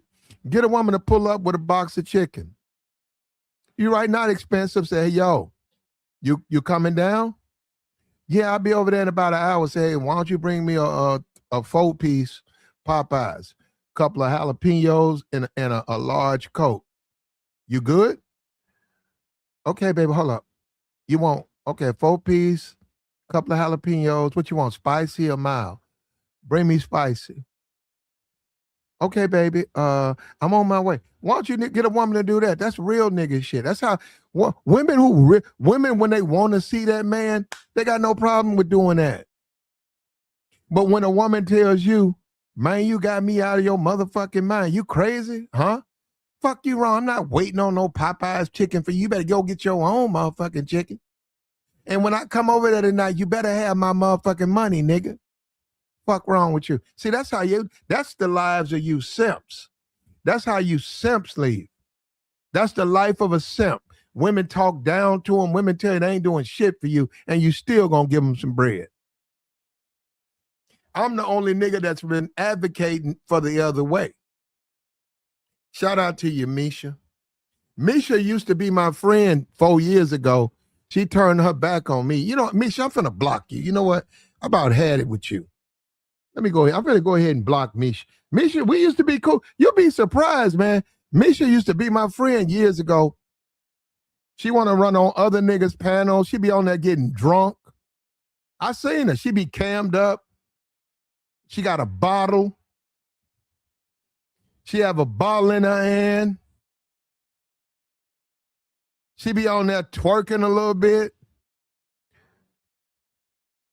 She don't fuck with me, though. You niggas wrong, though. You gonna find out, bro. Y'all wrong to do that to me. You wrong. I gotta block. No, fuck that. Misha, I gotta block you. Fuck that. I'm finna block you, Misha. Put you in the dungeon. Put you in them handcuffs, Misha. Hey, Misha. I'm finna get my Anton on. Hey, Misha, put you in them handcuffs. Uh-oh, Misha. Got you in the dungeon.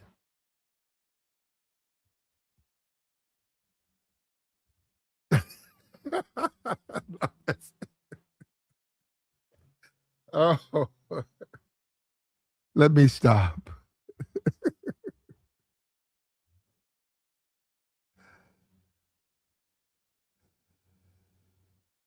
Like the stream, man. Support the platform, man. Let's keep it going. Let's do 12 hours today, man.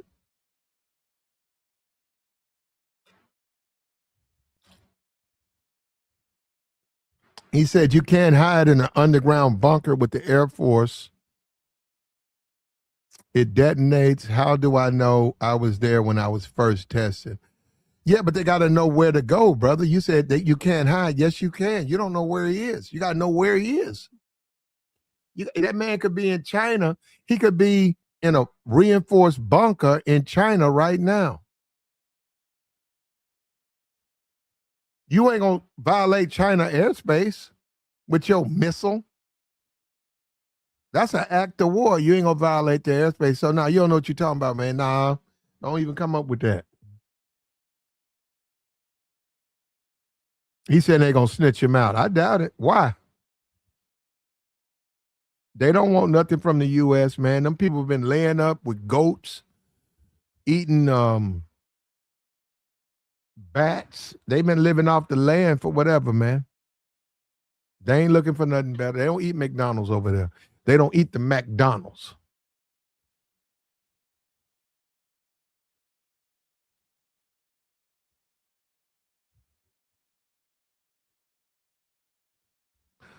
We got allegations that the Iranian leader has been deleted. I question that. I need more proof. We're validating things on social media. We're validating things on their TV. I think that's a lot of propaganda. I think that's a mistake. I think we don't know who leads Iran. I think we don't. I think we need to be careful with that, assuming that we do. Right now, Iran is sending missiles, multiple missiles at Israel and U.S. interests. They've already killed runways. They've already destroyed ships. There's even some missiles who went in some facilities that was full of Americans. What are we going to do, man? Are we going to stand back or are we going to stand up? What are we going to do?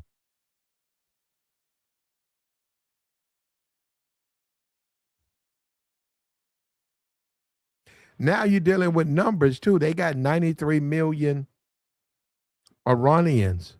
How many of those are going to hop and be getting into the Republican Guard?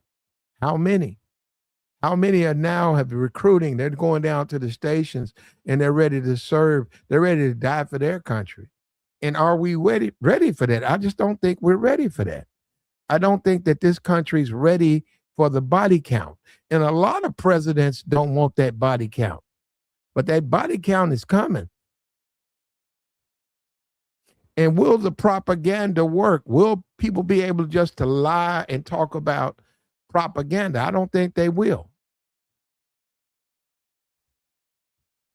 I think the propaganda is going to fail. I think that eventually somebody's going to stand up and say, no, man, Americans shouldn't die on foreign soil. American citizens shouldn't take their last breath in a foreign country. Why don't that foreign country defend itself? Why do they need Americans to go over there and die for them? And I think that's what we're headed for. I think right now, because of the propaganda, the repressed reports, we're not going there, but we need to go there. Like the stream, man.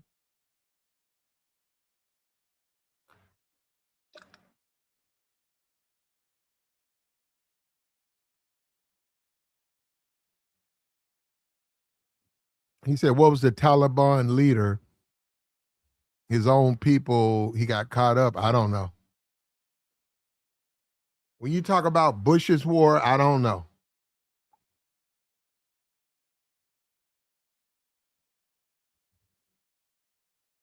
I don't know. Like, share, support, man. What we doing over here, man? People going to lunch, man. Y'all need to pull up, man. That white supreme, that racist, that claim was a bigot. He was in the chat box talking about he black. Man, we know you ain't black. These white folks, what is up with racism? Why is racism so important to the? I don't get it. That dude came in here with a fake profile. Now he claiming that he black. What is up with these white people, man, and black people and reparations and racism? What is up with them? Because I don't get it. Why are they so against that? Because they say, well, black people going to benefit. Yeah, I get it. And you want to benefit. Were you ever a slave? If you white and you don't like reparations, were you ever a slave? Come up here and let me know. Because if you ain't never been a slave, how you going to make a statement on reparations? If you white, if you anti-black, you hate black people, you don't want black people to come up, you against reparations, justify it.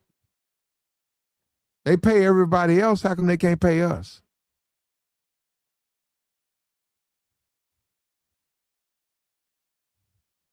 Why can't they pay us? They pay everybody else, but you don't want them to pay us.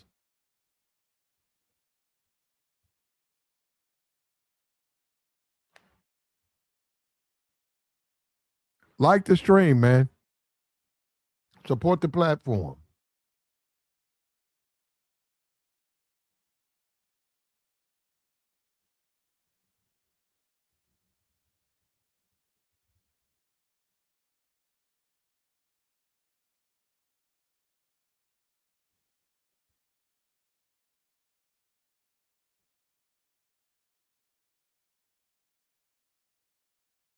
We got the join link posted, man. We'll take your thoughts, but that's what we're going to do, though. We're going to go ahead and shut this thing down, man. We appreciate the pull up, man. We out.